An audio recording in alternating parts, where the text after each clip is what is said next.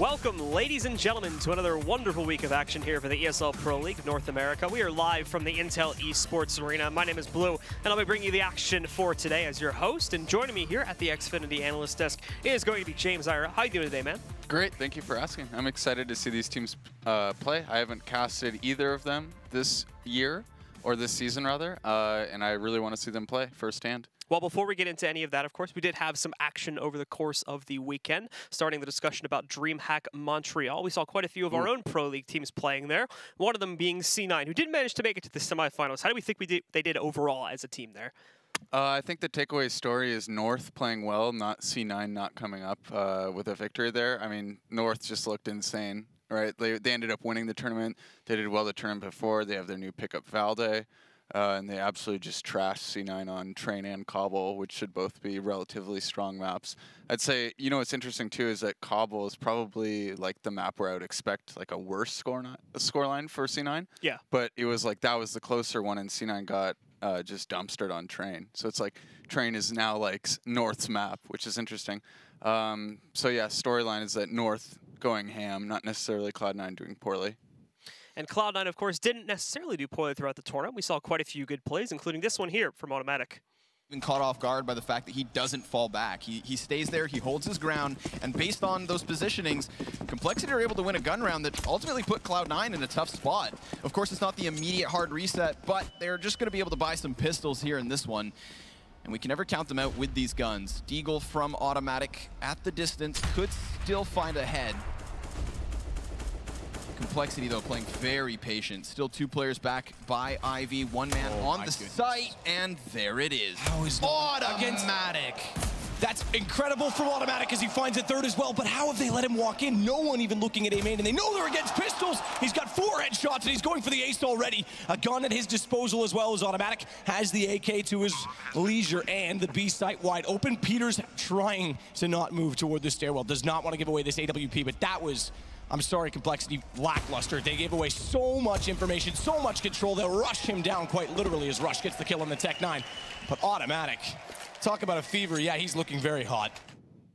Nutty, one might say, for Automatic there. And since he no longer has to do the IGLing as well, it seems like it makes it a little bit easier for him to do plays like that since Tarek has taken over. Now, we can see some of that kind of old-style Automatic we were seeing before he took on that role a couple months ago too, right? Yeah, that run is absolutely insane. Like, if you think about it, so it's like full buy, full nades, full armor against 2 Deagles with no armor. I get 4 1-Deags and completely take the outside site by myself. It's like, how do you even account for that, right? So, like, no matter what strategy you're doing, that's why I love Counter-Strike. There's that variation where a player can just take control, which kind of is why it's like, you know, I played regular sports, and it's kind of like basketball for that reason, right? Like, basketball is like a sport where if somebody's going off, they can literally carry you, right? Yeah. Like, Automatic carried that round. That's like sinking like a few threes in a row right there. Well, we also saw the Immortals making it to the grand finals of the tournament. Unfortunately, due to 3 of the players being late, they did end up having to forfeit the first map of the tournament. I believe they almost ended up having to forfeit the second map there too. And then they ended up dropping the second map to North on Cobblestone. And of course, there was drama, lots of drama after that finals. And now, of course, it looks like we are going to be, we'll have to wait and see, of course, but it does look like there may be a fill-in for the future as Kanji may be stepping out of the roster for some time, at least for E-League, of course. The real question is, of course, with them making it to the major finals and now kind of coming down quite a bit to this, what does this mean for the future of the Immortals? You hate to see it. I mean, you really do, right? Like, this team was like... If I had to buy any stock, right, like let's say like their trajectory is upwards, like it would be Immortals for this season, right? Like if you compare like where they were at the end of last season compared to like what happened in between each Pro League season, like Immortals are probably the team that I think would like have the best trajectory, and then this happens. And sell. Yeah, like this is, you know, I probably would have, you know, been on the streets had I bought that stock after this weekend, and it's just so... It's so disappointing because KNG is so good, right? Yeah. It's just like, man, and it's kind of like what Zach said on Twitter. It's like, you wish these, I think he said like, you wish these kids knew what opportunity. It was an interview, I think, from a while ago, actually. I think it was a previous tournament where he was saying, like, you know, you'd hope that these guys would see how important their careers are to them, I believe. I'm probably paraphrasing a little bit there, but it was something along those lines. Yeah, and it's like, and not even to consider that, right? Because I don't know what happened. I wasn't there, and I don't want to judge. It's just, it's also too bad for North, right? Because it's like we're playing really well, and now there's this asterisk, you know, this shroud over our win, right? It's shrouding like the true, like, you know, we could have had like a triumphant kind of like view of this tournament. It's just, you hate to see it. Yeah, know?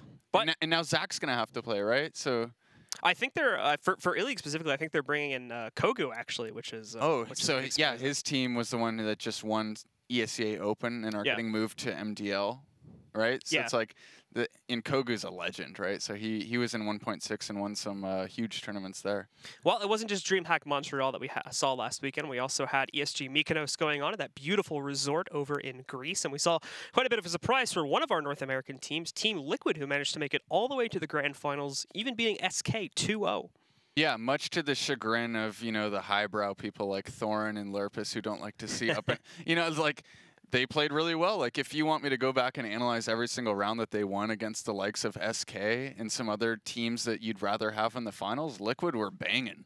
Like, they had so many little things that they did right in their games. Like, if you watch closely, just the way that they're going to double peek an angle that would otherwise, like, lead to, like, an untradeable op kill.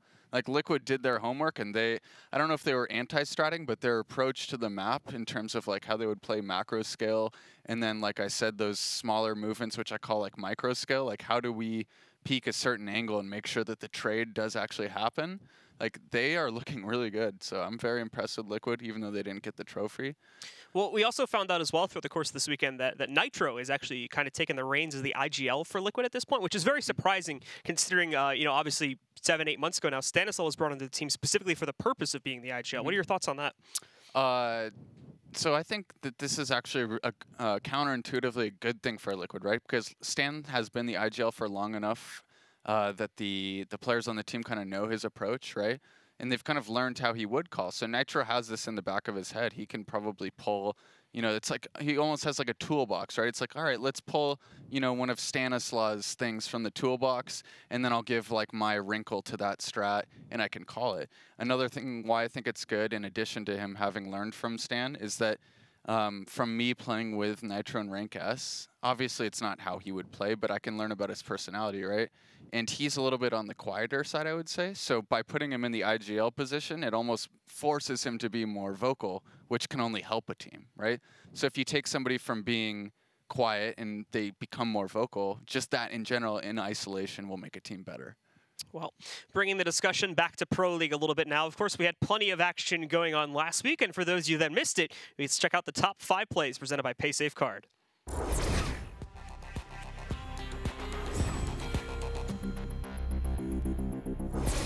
And they're going to push towards the site where Freddy, he's completely blinded up, but the attack is on. Spam comes through. 1, 2, 3 for Freddy B. P90 gonna unleash Fury. I remember this guy going on about this gun in Dubai, and oh god, it's actually working. Oh god, they're all blind. No, this is not it. This is not how we see this happen. Stewie is gonna sneak out with his op, hits a nice B-hop and hits Ivy. What a play. Oh my god. And another to the head of Zach. A third one to steal. Dedication in a 1v4, can he pull it off? 1v3 now, both 3 players with full HP almost. They have, like it was on Dead Fox, they haven't picked it up. Cajun gets 2, Cajun gets 3! What a round from Daddy Cajun! Dupree as well denies the play up short. He does get outdone by Twist, but I think surely this might be a little bit too far for this man even. He has been exceptional so far. And oh, again! 8, 7. Oh, okay, Twist, that was 1 second away. They are right on your damn heels, though. My word. Oh, he's done it. One more. Oh, Twist. What is that? What on earth is that? You have just gone above and beyond. And, of course, some great plays from Twist there to top out the plays from last week. Well, it is time to start off a whole new week and have ourselves a whole bundle of new plays as well. But before we get into the matches, let's take a little bit of a look at how North America is shaping up and take a preview of the standings. James, how are things looking here for North America? I'm going to keep ringing the Misfits bell. Yeah, right? that's the big surprise. I can't stop talking about Misfits, and I'm not paid or anything by them. It's not biased. I'm just impressed by their level of play. They seem to have like a whole new sense of urgency about the way they're playing. They're not really taking rounds off, right? Like, that's kind of what I look at in a team, is like, to show their effort level, is like, what are they doing on the rounds when they only have a P250 and a flash on T side? Like, do they go, you know, are they going hard on those rounds, right? Because that shows kind of like the effort level. And I'm kind of looking to see some of those lower teams that should be higher, like Cloud9, to pick up some maps here in the coming weeks. The season is pretty long, right? So you can't really conclude too much. But I think the things that you can conclude are Misfits and NRG are here to stay near the top, top 6 to 8. Yeah, well, the big question is going to be who indeed will be making it to those LAN finals. Of course, that's going to be at Odense. It's the first big chance for a big LAN in Denmark, of course, so make sure if you are from Denmark or in the area that you get yourself out there. This is your first real opportunity to see some Tier 1 Counter-Strike in the region. Nice little technology hub tucked away in Northern Europe, of course, great city. So it's going to be awesome to be there for the season finals of the ESL Pro League. And with that said, it is time to take a look now at the matches that we'll be seeing here today. Let's take a look at the schedule. You may note, of course, that there is only one match on there. Usually we do 2 matches per day, but unfortunately, due to the tragic events currently going on in the southeast with Hurricane Irma, Breeze is currently MIA. So with that said, we've given them the opportunity to postpone their match to a later date, and we will hope, of course, that Breeze is okay, along with the rest of the people down there in the southeast. Yeah, it's just really actually kind of sad, right? Like, nobody really knows what's going on with him. Yeah. Just put your prayers out there. Any kind of positive thoughts would be a good thing. Not even considering like Counter-Strike, right? Like, yes, we have a match. It would have been great to see it, but I just hope the guy's okay and his family. Hopefully he surfaces here, communicating with his teammates the next few days. Yeah, well, of course, moving into today's matchup that we do have, it is going to be Rogue taking on Splyce. And the first team that we'll be taking a look at now as we go into preview the rosters is going to be Rogue, a team that has not fared so well this season. Take a look at the roster here, James. Yeah, so I think Whitmer is going to be replacing Wrath until Wrath is of age to play. So that's note number 1. Note number 2 is that Shinobi is an up-and-coming IGL, right? So in NACS, we like to talk about our lack of IGLs. So I'm going to be looking for Shinobi to step up, right? So regardless of what level you're at, whether you're at the Sean Gares level or the ESEA Open level, every match you play is a chance for you to prove yourself and to learn more and to see how you can get better as an IGL, right? There's no like optimum, right, where everyone knows exactly what you should be doing, so you need to take that as a chance to prove yourself, and I'm looking at Shinobi to do so. And on that roster, I also saw GRT, who I think is their coach. So we'll actually see whether or not he is playing at game time, because I think that is somewhat in flux. We were working on confirming that, so that's kind of unknown at this point. It might be Garrett. It could also be Uber. So obviously we'll figure that out when the match does begin. But the other team that they'll be going up against is going to be Splyce, who's had an interesting start to this season so far. Let's take a look at their roster. Yeah, so Semphis, XC9, X Complexity, Roka, obviously a big aimer. People know him for his headshots and such. David Stafford played against Fnatic at his first and only major appearance and absolutely manhandled them individually. So Davy's a very strong player. I don't think a lot of people know how good he actually is. Mitch is always getting high praise from the likes of Davy and other pros. He's an up-and-coming talent. I think he actually played another game pro for a while. And then, of course, Drone, just a very solid player. He's like a site anchor type of guy. And Semphis is somebody you can always depend on, right? He's an experienced pro. So very good team here. And Splyce, actually, like I said before, have had an interesting start to this season. Their rating is not the greatest right now because they're 1-5. But an important asterisk on that 1-5 is that they almost beat Optic in a 2-0 fashion. They managed to go up 11-4 on both the maps they played them against, and then only dropped them in the second half. One of the maps going all the way to round 30, where they lost it 14-16. Yeah, like if you were to look at their record in addition, like if it was augmented by some kind of like RPI of like like the power index of who you played against, then they'd be like the top of the 1-5, right, by far in terms of like how many rounds you got. So their story is like long season. You know, let's learn from our mistakes so far and move forward and get better, right? Because they definitely have the pieces to make the LAN finals, in my opinion. And it's good news to see a team like that doing well against one of our larger, one of the teams that came over here from Europe as well. As Splyce did come into this from the MDL, the Mountain Dew League, which was previously known as ESEA Premier, for those of you that have been in the community for quite some time. They have their LAN finals coming up, and of course their new season is going to be starting pretty soon as well. You guys can find more information on the MDL at the link right below me there. And that includes teams like Virtus Pro that are now going to be jumping back in and trying to qualify for Pro League and all that too. And so Virtus Premier. Yeah, right. That's where that meme came from. As the memes flow. Yeah, that's actually really cool, right? Everyone can pull themselves up by their bootstraps and make it into Pro League like Splyce, and potentially beat teams like Optic, you know, who are like huge like players known around the world, like Magisk Boy, Alu, Freiberg, Mixwell. The fifth, his name is HS. How could I forget HS? Right, he's like the big pistol player from Penta. So you know, teams like that coming to NA and then Splyce taking them to the limit. Who would have thought? Well, our first map in this matchup, of course, this evening is going to be over on Train. How do we think both of these teams are going to fare on this map? I'm going to say Splyce would take this one, especially if Garrett's going to be playing. No offense to him, but you know, this is a map where it's very CT-sided. You get isolated very easily, right? Let's say you're playing back green and you're getting pressured from Ivy and the teaser coming out mid and ladder at the same time. Like, how many angles do you realistically have to keep in mind? And who is actually covering you for those angles? Another consideration is, like, do they put him as the inner anchor? Probably not. So if I'm Splyce, I almost automatically know that GRT is going to be a Z rotator or back green player. Like, it's almost guaranteed.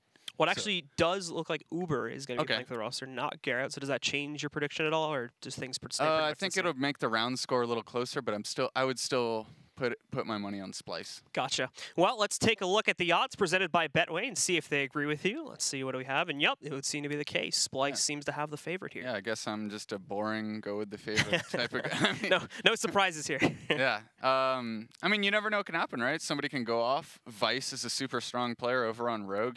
He's the type of guy where, you know, if he's swishing his threes, right, to extend that basketball reference, he can carry you. Vice is a very strong player. And obviously with the likes of Hiko, that can help out as well. Well, it is time to bring our casters for this evening into the discussion. It's going to be Launders and DeBears. How you guys doing over there? Doing fantastic. Why, hello How there. are you guys? Hey, how's it going? Wow. Hey. Surprise. I'm back here. Top of the morning to you. It's morning to you, well, it's afternoon, but you know what? It's morning somewhere else in the world. Yeah. That's Australia. I don't True. know where, but yeah, I think that's find Australia, actually. Is it? Well, all right, well, let's get some predictions, gentlemen. Who do we think is going to be taking this first map? Well, thank God that Garrett's not playing. So I think that Team Rogue, you know what? I think Rogue is going to have him on Nuke. You know, I think they're going to get their first win tonight. So I'm going to go 1 for 1. All right? 1 for 1 So right you're here. agreeing with me on Train, though, right? On Train, yeah. Oh, I haven't made my prediction for Nuke yet, so well, now let's you're not going to get be ahead of influenced by ourselves. me. Because I said the first word. You're always influencing me. Oh. I'm going to wait for James for the inside info on Nuke and stick with him on Train here. I think Splyce is going to win this. All right, well, that first map is going to be coming up in just a little bit. Ladies and gentlemen, stick with us, and we'll be right back after this quick break. ESL Pro League is brought to you in part by Intel, the City of Odense, GeForce GTX, Lenovo Legion, Bedway, Pay Safecar, Logitech G, Mountain Dew League, Xfinity, and ESEA.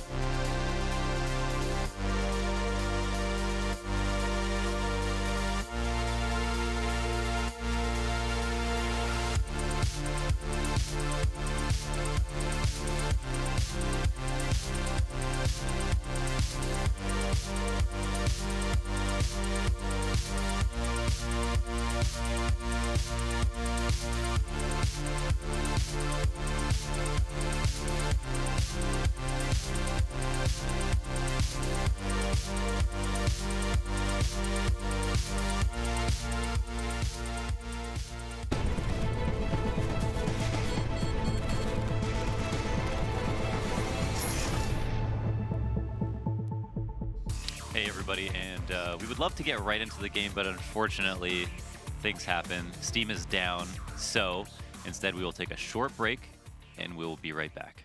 Yes, we will.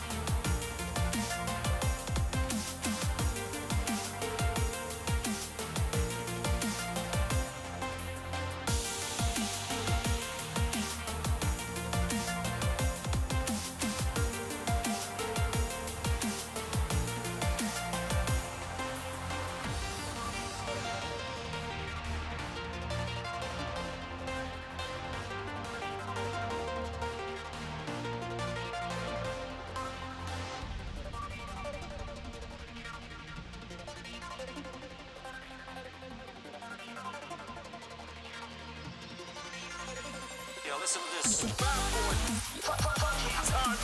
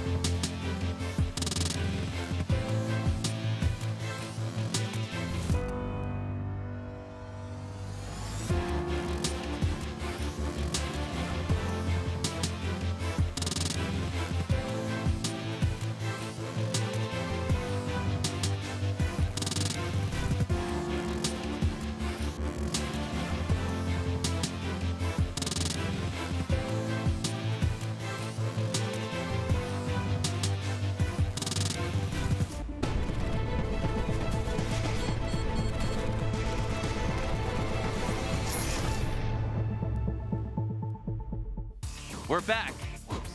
Ready. We're back. We're stoked, ready. Got our vocals warmed up. Yep. Got, What is the... did our stretches. What is it? The arsonist got denied a bank loan. The I think. No, the Human Torch was denied a bank loan, right? And the arsonist had oddly shaped feet. There you go. And I'm not even sure those are tongue twisters. It's super easy to say. Because you are a professional, Anders. Oh, that's why. That's why it seems so easy. Oh, just so easy for me. Don't be fooled. Oh, don't try this at home, I kids. have a very hard time myself. Okay. All right, well. We're in the game, though. In the game. I'm ready. And Mine's focused. Are they focused? Is Splyce? Is Rogue focused? Would you walk if you weren't focused? I'd walk if I was scared. I think, ooh, they could be scared or focused. Let's see what they do. Could be a dichotomy of problems. They're going to do the little inside bamboozle. I think so, explode on them. Or it might just be a straight up hit. One person walking across inner. Here it is, Whitmer setting up for the smoke. Takes a quick step. They want to get in here right now. And everybody from Splyce is in a rotator spot. 2 Z-men coming out into the site. Back lanes now. Looking for fights as Uber is pushed up. A lot of control has been given to Rogue. Uber in the most forward position. Everybody expects these pushes now. It's about recreating how you get away with them. Davey with 2 nice headshots shuts down some of the early pressure, but there's still 2 more players really close. Kiko, the last man up, has to do a lot of damage from this position. Is now in an awkward spot. Ends up getting killed. Whitmer can't finish his frag. Drone gets the better of him. Headshots across the board for Splyce and a round on the board. So I actually liked what Rogue did at the start of that execution. They smoked, they got pushed up in positions. What they did completely wrong, which obviously, you know, it didn't work, is they started pushing individually. Like, we knew that Team Splyce was playing a retake. You don't need to push through smokes. You don't have to do something like that, Uber. And look at a one-on-one, and right off the bat, you're down 2 people. It just doesn't look good. You can definitely see why you need to push, but there's a point where you're overextending or just playing into the opponent's hands. And they probably crossed that. Splyce obviously ready in 4 different positions. Yeah. Nice grenade onto Whitmer, who's just looking, kind of trying to spot for information, but grabs a couple of grenades. Balled in the face right there. Balled in the, never want that to happen. You never want that to happen. There's any situation grenade you want to avoid. Yeah. Get 2 balls. It's always a sticky situation. So another player here looking to kind of take the position of Whitmer, maybe jump spot for information, but with only Glocks, you wonder what exactly can they even scout. There is only 2 flashes in the hands of both Shinobi and Vice, and a lot of players towards inner, but you get thinned out this early, you don't have many options, so, and we see them now trying to set up for what can hopefully be, at the very least, a plant. A plant of the bomb would be a win. Yeah, but it's going to be pretty hard for Team Rogue as there are 2 people stationed inside as Roka's going to be ready for Shinobi. Takes out Shinobi, and now looks like they're trying to spill in this bomb site. Roka, though, smartly falling back, not eliminating kill. Sempus, though, with the flank. And look at how anticlimactic was that, you know? Anti-Clamato. Some Bloody Marys. Clamato juice in there. Oh, yeah. Know? And it's all the Clamato douche on the lower ramp there. Yeah, that's right there, all over that wall, as you see. That's right. Yeah. Does that make you thirsty, too, looking at all that? I mean, Bloody Marys, they're all right. Clamato juice, they're all right. Yeah. So Roko's in a really good spot. Was able to see one person coming down the ramp. I think that was Shinobi. He flashed over. It might have been Vice. And fortunately for them, however, their inner player was focusing on the inner ramp, or the lower ramp. So they didn't really have anybody to catch anybody else coming down. And he wasn't in a good spot to stop the defuse. Yeah. But this has allowed them to buy. We have a full buy up, and we see that bomb money take full effect as they all have enough for all the utility that they want. An initial smoke goes over, baits out some counter nades, and sometimes one smoke from the T side can bait out thousands of dollars in utility in response. So sometimes worth it, especially if the team is going to expect you to do something quickly. Play that game. Rod. You see, Roka still has that submachine gun, so he's posted closely up that lower ramp, allowing Splyce to attack 4 people outside. Of course, Rogue does not know that, and so Vice here is going to try to clear it inside, maybe try to pull someone from outside inside. So methodically clearing every corner. Nice pop flash. So far, so nothing. As you see, that actually does pull someone, Davey, from outside inside. So this would make the outside hit for Rogue just a little bit better. Potentially. And that Z rotate is actually moving into a more dedicated spot inside. So just as the Bears just pointed out, tougher now for Splyce outside with 3 different choke points and only 3 CTs. However, it looks like the bomb might be making its way to inner, which maybe Splyce had some good information or are calling out this hit, but at this point are now more set up for inner than they were for outside. Setting up really quick, trying to take advantage of this lower ramp pressure. 2 players on the site. Davey looking for the spray down. And beyond the smoke isn't able to find one, but Roka through the smoke is able to find 2 with just his MP7. Davey also coming up the side of the bomb train looking for 1 kill, can't find it. And Whitmer and Hiko, the last 2 remaining, are in a pretty good position. 10 seconds remain. The bomb goes down. Whitmer with a really nice headshot on the back pop. Takes down Mitch and leaves Drone in a 1v2 spotted. Whitmer takes the fight, 1-on-1 gets killed. Mitch shows his head, or Hiko, excuse me. And now it's just a mind game. Which side of the bomb site is he gonna go to? Hiko reads him like a book. Oh man, I was almost face-palm in that moment as Whitmer re-peeked again on a 2-on-1 situation. You know where the enemy is. You don't have to re-peek for information at that point. You just gotta play with your teammate. And Hiko was in no position to help out Whitmer in that situation. So good job on Hiko for winning the round, but again, you can kind of see the sloppy play style of you know, these say puggers, where you know, peek with your teammate, peek with the purpose, communicate. Say I'm peeking, so your other, so there's always a 1-for-1, always 1-for-1, guys, on 2-on-1. And it may have not cost them the round. It was an extra death, however, which means that Road had to use 4 full buys last round. Splyce, with not so much money, have bought another MP7, funnily enough to see Roka with it in the previous round. Now Mitch has actually has it. And Vice, finds a really good opening. Fast reaction onto Roka, the solo inner player. It also has control of Z here, but gets killed. Sempis, with the USP, is able to find a kill somehow, and Mitch at the bottom of ladder is obviously worried about a friend up top and is looking for this fight. Not going to do a lot of wallbang damage with that MP7. Is hoping to hear maybe a reload to allow him to explode, but ultimately it's his teammate, Drone, that has decided to save already, and at this point would like to just get a kill for his efforts. Uber taking matters into his own hands. Peeks down that ladder, shoots him in the face. And this is a much better recovery for Rogue. 4 rifles saved into the next round. Splyce will almost certainly have to save themselves, and they'll have an eco round to collect money. And you can see that this could be one of the weaknesses for Roka, as he's known for not mixing up too much. He's playing the same kind of area on the map. As you see, he played the bomb train almost the exact same spot, but just on the other side of the bomb train, and gets picked off easily. So I like to see Roka, as time progresses, that he has at least 3 to 4 good spots or plays to make. Say if you're playing inside by yourself or playing with a person, just have some so you can mix up a little more, just to keep the other opponent on their toes. Got to keep it fresh. Got to keep it fresh, right? Yeah, you gotta vacuum seal it. Vacuum seal it. You've got to saran wrap it. You got to put it in the freezer. You got to do all that good stuff. Keep it fresh, Roka. Keep it fresh or non-perishable? Your 2 options. Kosher too. Kosher too. Right? Halal. Whatever it takes. You gotta bless it. Make sure it's edible. And what's the play here? Splyce are everybody outside. What's the play for Rogue? Splyce have got everybody outside. For Rogue, I think the play would probably do like a 4-1 instead of kind of thinning out like what you see with Uber. Everyone's so spread out that pretty much Splyce just got a 1-for-0 kill, and now they know where the M4 is at, and it's going to be slow for Rogue to regroup and hit a spot, which allows Splyce to re-rotate. Oh, and there they go, looking for information. Hiko, at the perfect moment, catches Davey backpedaling up Ivy, which opens up options for the round. 2 players don't have armor at all, and now that they found inside, and they have taken their talents back to this site as well, it's going to be much more difficult for Splyce to get anything more done, which is a big deal considering they got the opening kill. I'm sure they were shaking in their boots once that happened. For fear that it all falls apart, Roka tries to do the double fake, come back up the ladder, but Hiko is ready. You're trying to give him the old oop-de-oop. Loop-de-doop, yeah.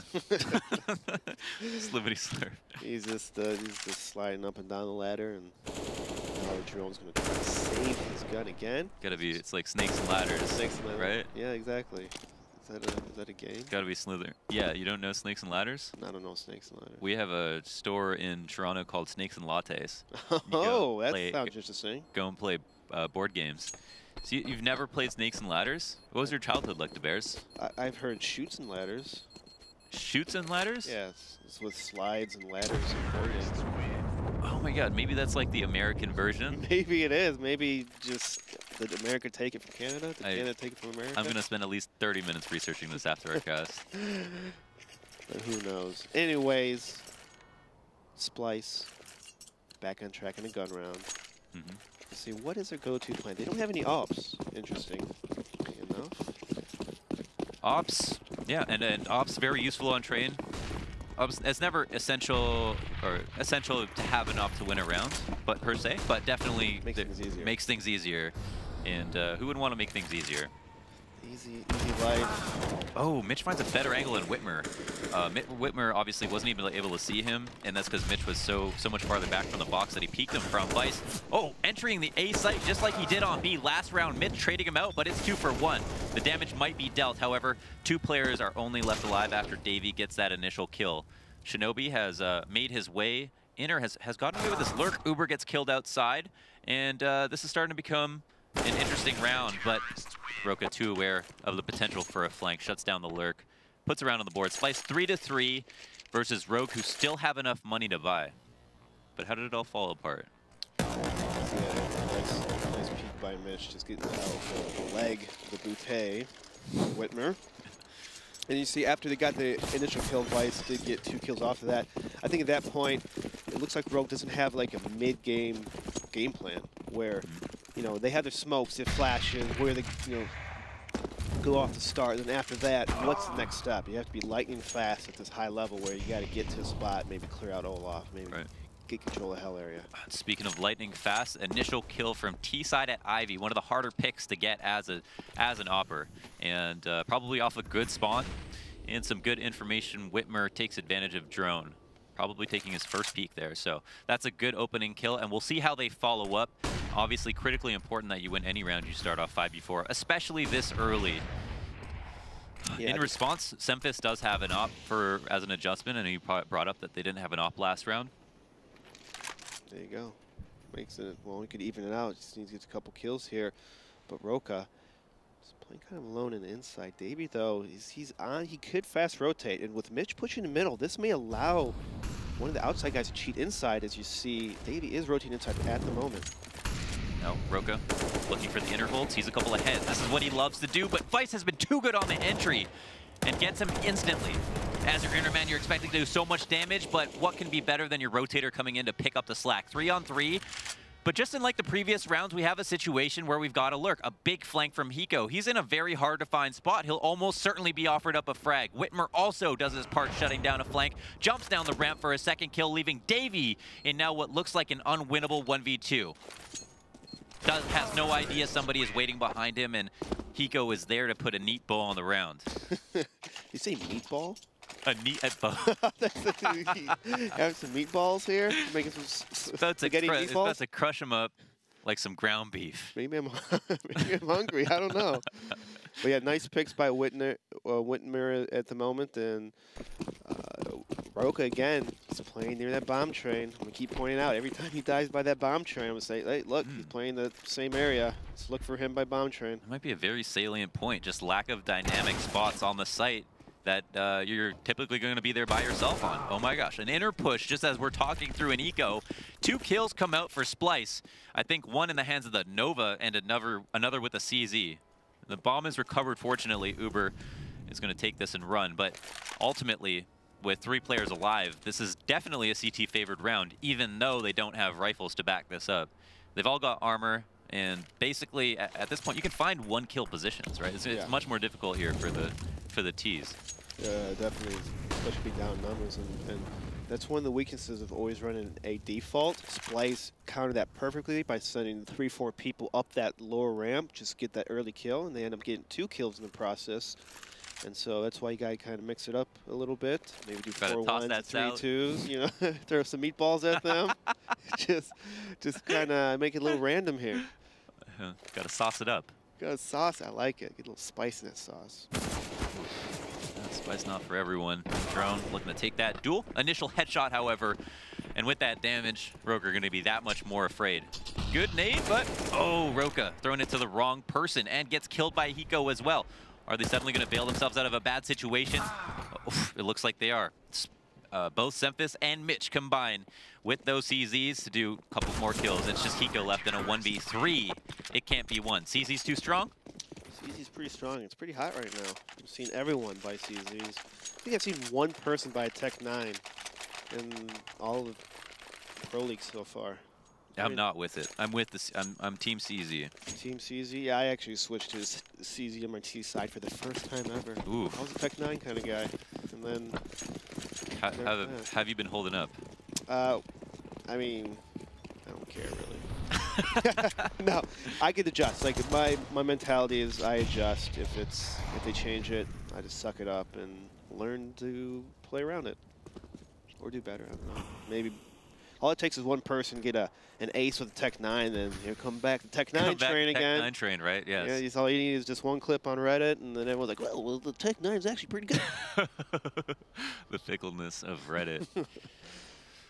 waving like a palm tree in the wind. Yeah. But you gotta adapt. You gotta be the chameleon in the server. You got to. You have to. Be able to adapt. Vice, excuse me, seeing a gun barrel and capitalizing. Really nice headshot. Obviously, perfect crosshair placement. Didn't have to move at all. Avoids getting off as well. Very good stuff. Vice has been, nuts! Wow, what a kill. Great headshot from Vice. Jiggle peek Semphis twice, is able to take his face off and we'll have another enemy coming up to the right. Davey takes it carefully enough that he's too much of a problem for Vice, can't adjust. And now Roka, again, as the inner player, finds that quick headshot to stop any tease from coming through, but now that the smoke has come out, it's given him another avenue of entry. Roka not gonna press the issue, taking a bit of damage, and after noticing that all the bullets have been sprayed at him, he's gonna realize he's allowed to come in. And I think Hiko's obviously trying to finish him through the smoke. I'm so glad that Roka waited for a team flash to push at least through the smoke and just be a little patient, wait for his teammates. Good play by Roka. He also played by that lower ramp on inside, so kind of mixing it up a little bit. Mixing it up. Mixing it up. It's good. Good stuff. That's right. Team Splyce. Very good stuff. And yeah, it almost got ugly. Vice is definitely on one right now. On one. You can tell when someone's pretty confident in hitting their shots. You see he almost peaked 3 times against the Opper. Yeah. On this map with the Eagles. Like, you were insane, man. You were insane. Yeah, he even predicted where those op shots were going to come from initially. So, yeah, all in all, he's feeling smart, you know? We all know that feeling. You just got to go with it. You got to, you know, keep pushing to the limit, you know? What do you do with Vice if you're calling right now and you see this? Oh. Say, Whitmer, please pick off Semphis and Ali. And nope. Gonna smoke it off now. Gonna buy some time for the CTs to make little adjustments, because it wouldn't be too wise to push that smoke. To see the Team Row, they push back inside. They're falling back now. Some classic Ivy pressure to kick off the round here in round 10. Rogue have set up once again in their default, and again, I think the rounds that we've seen won by Rogue have largely been in part due to either Vice trading or Vice getting those initial entries, and has been a beast on inner. So now with 2 people here and Davey dedicated to watching him, I'm curious to see who will win this duel. And coming in to clear it. Great flash, however, to support him. He isn't able to finish the frag off, but knows where Roka is. And in spite of not knowing that and not being able to kill Davey, is still able to open up B. However, 3 players from Ivy are here to entry on outer. The rotates have come out, the smokes as well. And Semphis, off the corner of the bomb train with a very difficult shot, is able to get the kill. Mitch joins in the fun with his AK and leaves Whitmer alone in a 1v3.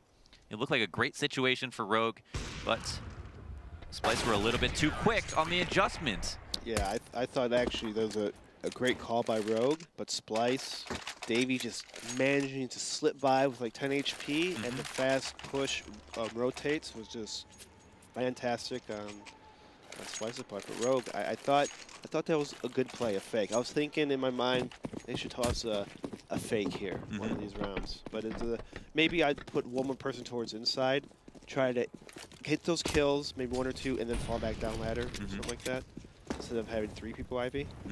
You know, just it'll kind of tell the fake just a little bit better. But yeah, sometimes it's not about the the round. I mean, sometimes you did the right thing, but it didn't work out, and it definitely feels like Splyce bid on it exactly like Rogue wanted them to. They were just too quick on the rotate in or the rotate back, and Rogue weren't prepared. So now Whitmer's going to be the man leading outside with the Deagle, known for being able to hit some nasty shots with this gun himself, and has already found a forward position. Opportunity to get a kill. Drone is aware of it. Semphis falls off his angle after spotting one in T-Con, and Roka wants to take these fights inner, is very happy and confident to do so. I'm not sure if he'll go for more. There's no flash to support him in this situation for the repeak, and with good discipline actually does fall off. On this angle might be a little bit more difficult, especially with Vice up close and a CZ, considering how good he's been feeling. But all their bases covered right now. They're ducks in a row. They got the ducks in a row. They're Quack, walking quack, big quack. mama duck. Semphis just leading the way, telling him what to do. And Roka playing that smart. It's not about just also winning the round, but it's staying alive, not wasting money, because CT guns, armor, and utility is pretty expensive. And if you slip up too many on these eco rounds, you find yourself saving rounds when you probably should be buying. Now Uber looking to go inside Roka, though, in a brand new angle. As we talked about, is able to find the last 2 kills from safety. And that is the value of repositioning. You get that opening kill off of just peeking from a brand new angle, and then you fall back to a brand new angle and make it a constant struggle for the terrorists to pick out of 3 or 4 angles which one you'll be sitting in. Yeah, So. it's pretty frustrating when you have to keep checking on these angles, and you look left and they're right, you look right, they're left, and it could actually hurt a person's mindset and confidence in the long run. Just keep mixing it up. Ooh. And Vice, pretty much the X factor of this game, goes down instantly to Mitch, who goes for an aggressive pick up the opening or up the lower ramp on inner, and is also joined by Roka in pressure, or in tandem, excuse me, to prevent any inner trades. Uber also has an opportunity for a pick, but gets shot on the side. Even if he got that kill, it still would have been 4v3. He would have died for sure. And Hiko, who has been pretty good at bullying Ivy, oh wow, is able to stop himself in the middle of running forward to kill Semphis with a headshot after taking 90 damage. Shinobi also is able to find his way outside and get a kill. But the bomb is left by the T-stairs, and it forces Hiko to reposition and holds Drone to have to wait for the bomb. Yeah, I think Drone was so close up to T-Con that he heard Hiko rotating up the stairs, which could tell him one of 2 things. One, that T-Con might be clear, but also it's either going to be a likely ladder or inner. And now he's in a position for a quick big flank. And because there's only 2 players on Rogue, you really don't have the opportunity to stay and hold for that. So maybe off of this information, he'll decide to go up. In a 2v2, you don't want to leave your teammate at risk, especially on CT's side. So it seems like they're going to play this out pretty carefully, but he has definitely gone off of this information and is now walking down the inner ramp. Will he get caught off guard, however? This is kind of interesting. There he is. He spots one. Shinobi, however, in his peripheral vision, is able to kill him, leaving Mitch in a 1-on-2 half HP after getting peppered down a little bit on the rotate in. Knows that one is back oil and is going to have a difficult time trying to get this frag, however, with this op. However, if only he knows. Oh, it doesn't matter. They were both low, and Shinobi with a 4K is able to win the round for Rogue in a 2v4 situation. Not too shabby by Team Rogue, and almost a huge mistake there by leaving that bomb with 2 spawns. As you said, it allowed Shinobi to kind of, or not Shinobi, Hiko? Drone to listen and hear the footsteps rush, as they ran up the stairs inside. They know exactly where they were, but they had a pretty good idea. Good job for Rogue for pulling it out. Yeah, it's a 2v4. I mean, it even seemed like Drone had Shinobi dead to rights, but Shinobi was so worried about one player on the inner side, it was pretty much a matter of bad timing that he did catch him in his vision. There might be an argument made that Drone could have waited longer, but he was totally correct on the information that he had. Called out that play perfectly. As you can see here, Rogue is kind of changing up the default just a little bit. Instead of sending 2 Ivy or 3 Ivy, 1 middle, 2 inside, they're bunching a bit more people through the above ladder area. Looks like maybe smoke outside, inside. They're gonna keep it simple. Yeah, no ladder control here as Davey moseys his way in, spots nobody, and now can hold it. Very difficult spot to come down from as a T. especially later on when you don't know if they're taking control of it. But the walk down the inner ramp as they try to catch Roka off guard one more time. Will it work? Roka completely blind and gets killed. Another round with stopping no entries. However, the big flank is out. Davey almost gets caught off guard, but finishes the spray off neatly. And now Uber on the big rotate in with Shinobi also spotted. Are kind of in a tough situation, and that should be it. The defuse comes out. Even if Uber is able to stay alive, he's too far from the bomb to stop the plant. He's really there for a situation where you have a lot alive and you just need to shoot the last person in the back, or no, just really put the last nail in the coffin if it does come down to it. Yeah, Semphis with that fast inside rotate with the AWP and really just shut down Rogue. Because usually it's Davey that kind of rotates from the Z-Hall, but they decided to kind of tweak their CT setup a little bit, and it catches Rogue kind of off guard, as they didn't have much utility to really like flash back to smoke out the lanes as you would if you had a lot more money.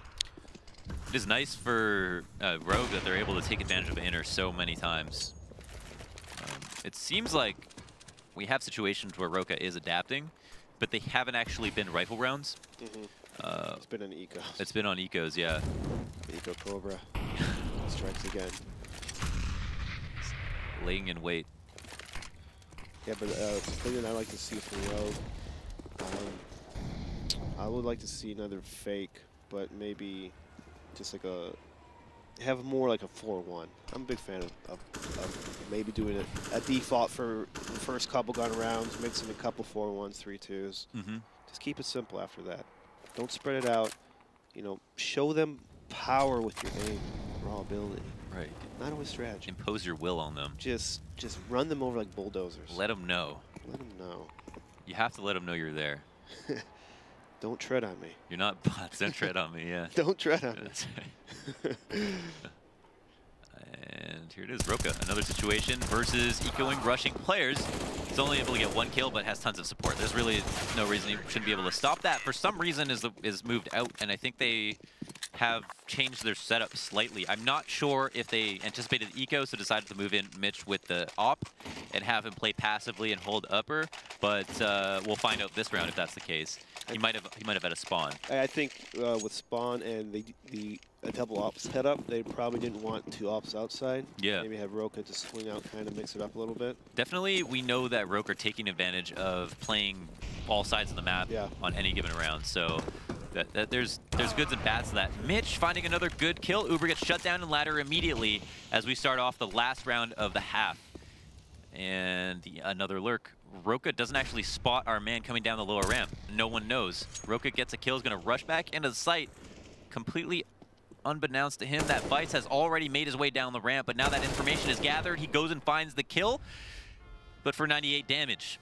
Vice still valuable with this inner site. However, being down 2 players and him so much HP puts his team in a very difficult position. The rotates are going to come in. They're going to be very careful about this.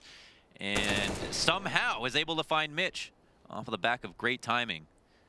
So, Controller still had the bomb. I'm not exactly sure where it is, Semphis. I think it has been communicated to him by Roka that this guy's slow, just go in with a pistol and kill him. Yeah, the weird situation for Team Rogue is the bomb is, I'm assuming, above ladder. And then everyone, after they got the initial kill inside, it was like a 5 lurk strat. Everyone just lurked.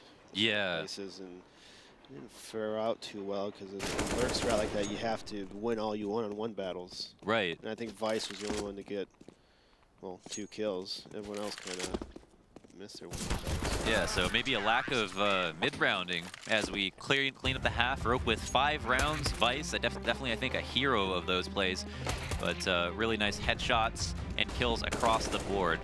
But anyways, folks, we will be right back after this half, after this short break.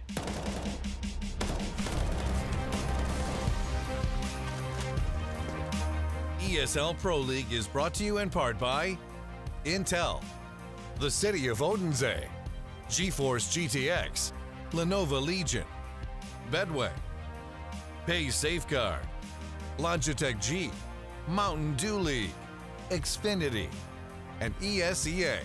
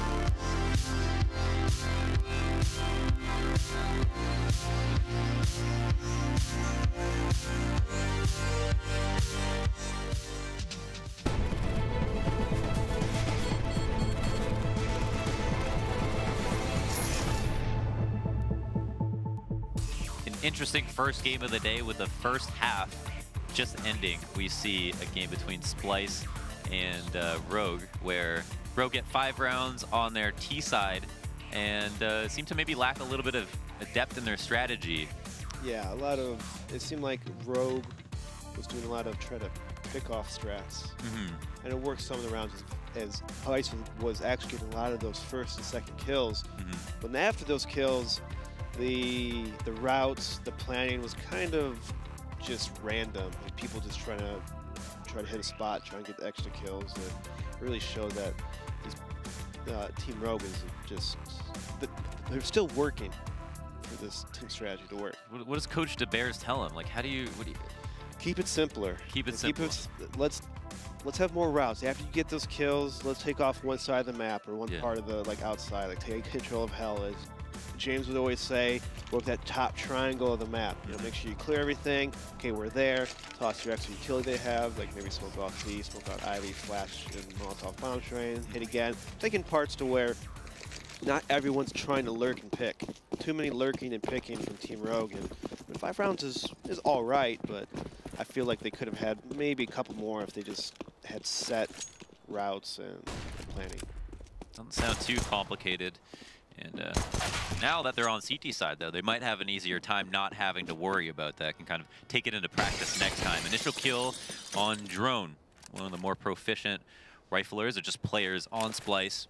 Gets killed. Shinobi takes a spot of damage for it, but in the minds of Splyce, it's 5v4. That's the big deal.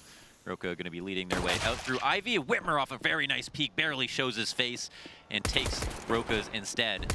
And now knows he has another duel to take. Won't be able to run away too easily. Semphis putting pressure on him, but now he's in a pretty good spot. Has found his way back to his angle with a lot more leeway in this situation. Still looking to take this duel. Trying to bait out the peek and figure out whether it's going to be a crouch or a standing shot. Semphis goes down. 2 kills in the round for Whitmer, and Ivy control retained. Mitch, oh, nice one tap over the corner of the bomb train, leaving Davey now in a 1v4.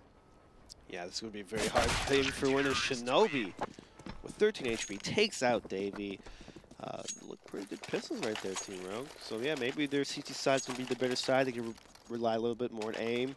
A little easier to work together since you don't have to go find the T's. You let them come to you.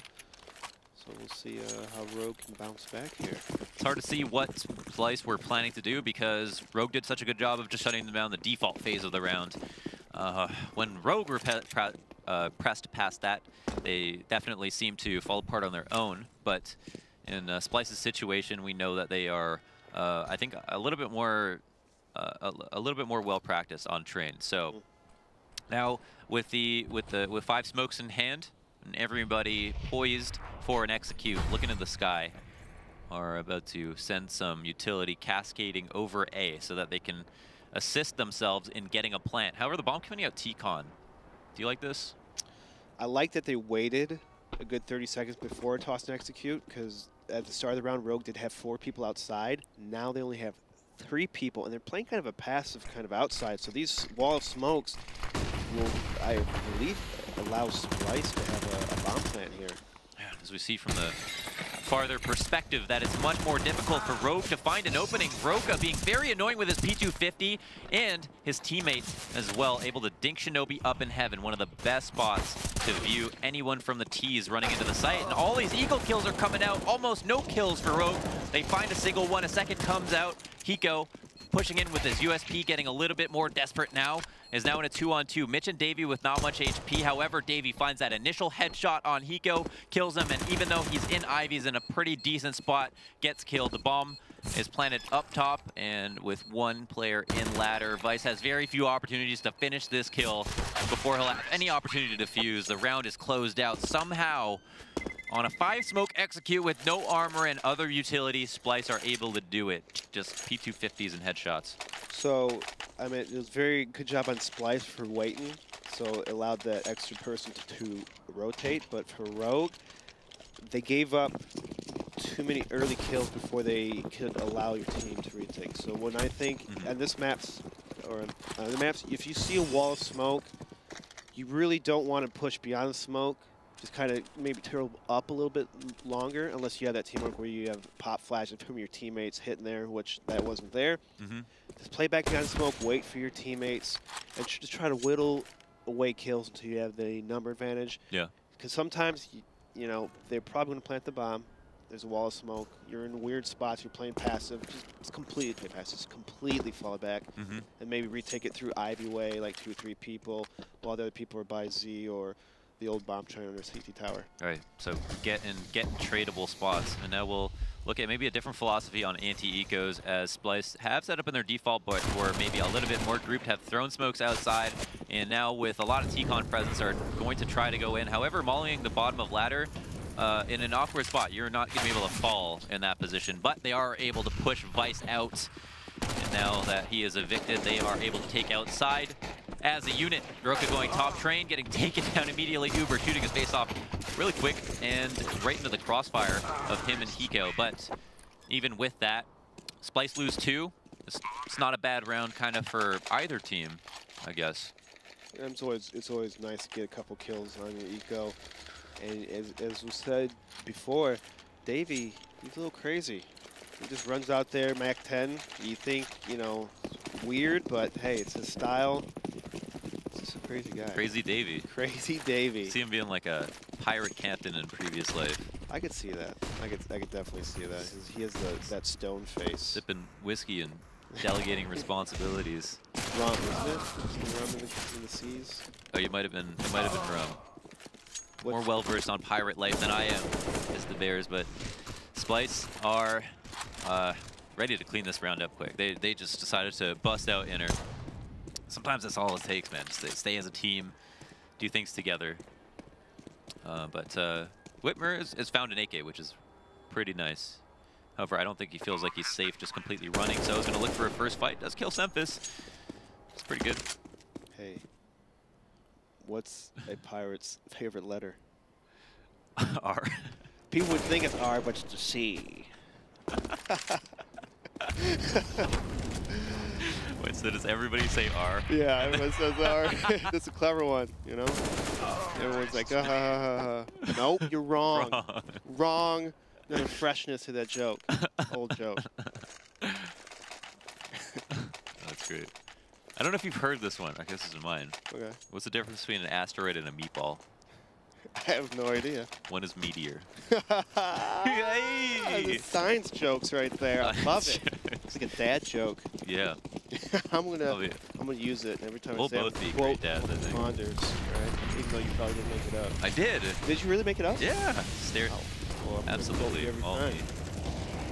Oh my gosh. Did he even get a kill? No, he didn't. Wow. Instant. Amazing hold from Rogue. 3 players joining forces to put together a kill apiece. But with one now going the way of Splyce, it gets weird. However, Whitmer is able to make it a lot more convincing of a round for Rogue. Semphis alone, 1v3 from hell with the op. Can he do it? The big green gun. We'll see here. It is a 1-on-3. He's by the sandwich area. Kind of know where he's at, but Uber just exposing himself. Now it's a 2-on-1. Very winnable for Semphis. He pulls out the nade at the wrong time. It's the nade factor right there. The nade factor. You pull out your nade, someone's going to peek on you. Someone's going to peek on you. It's science. That is the rule. In fact, if you want someone to peek, wow.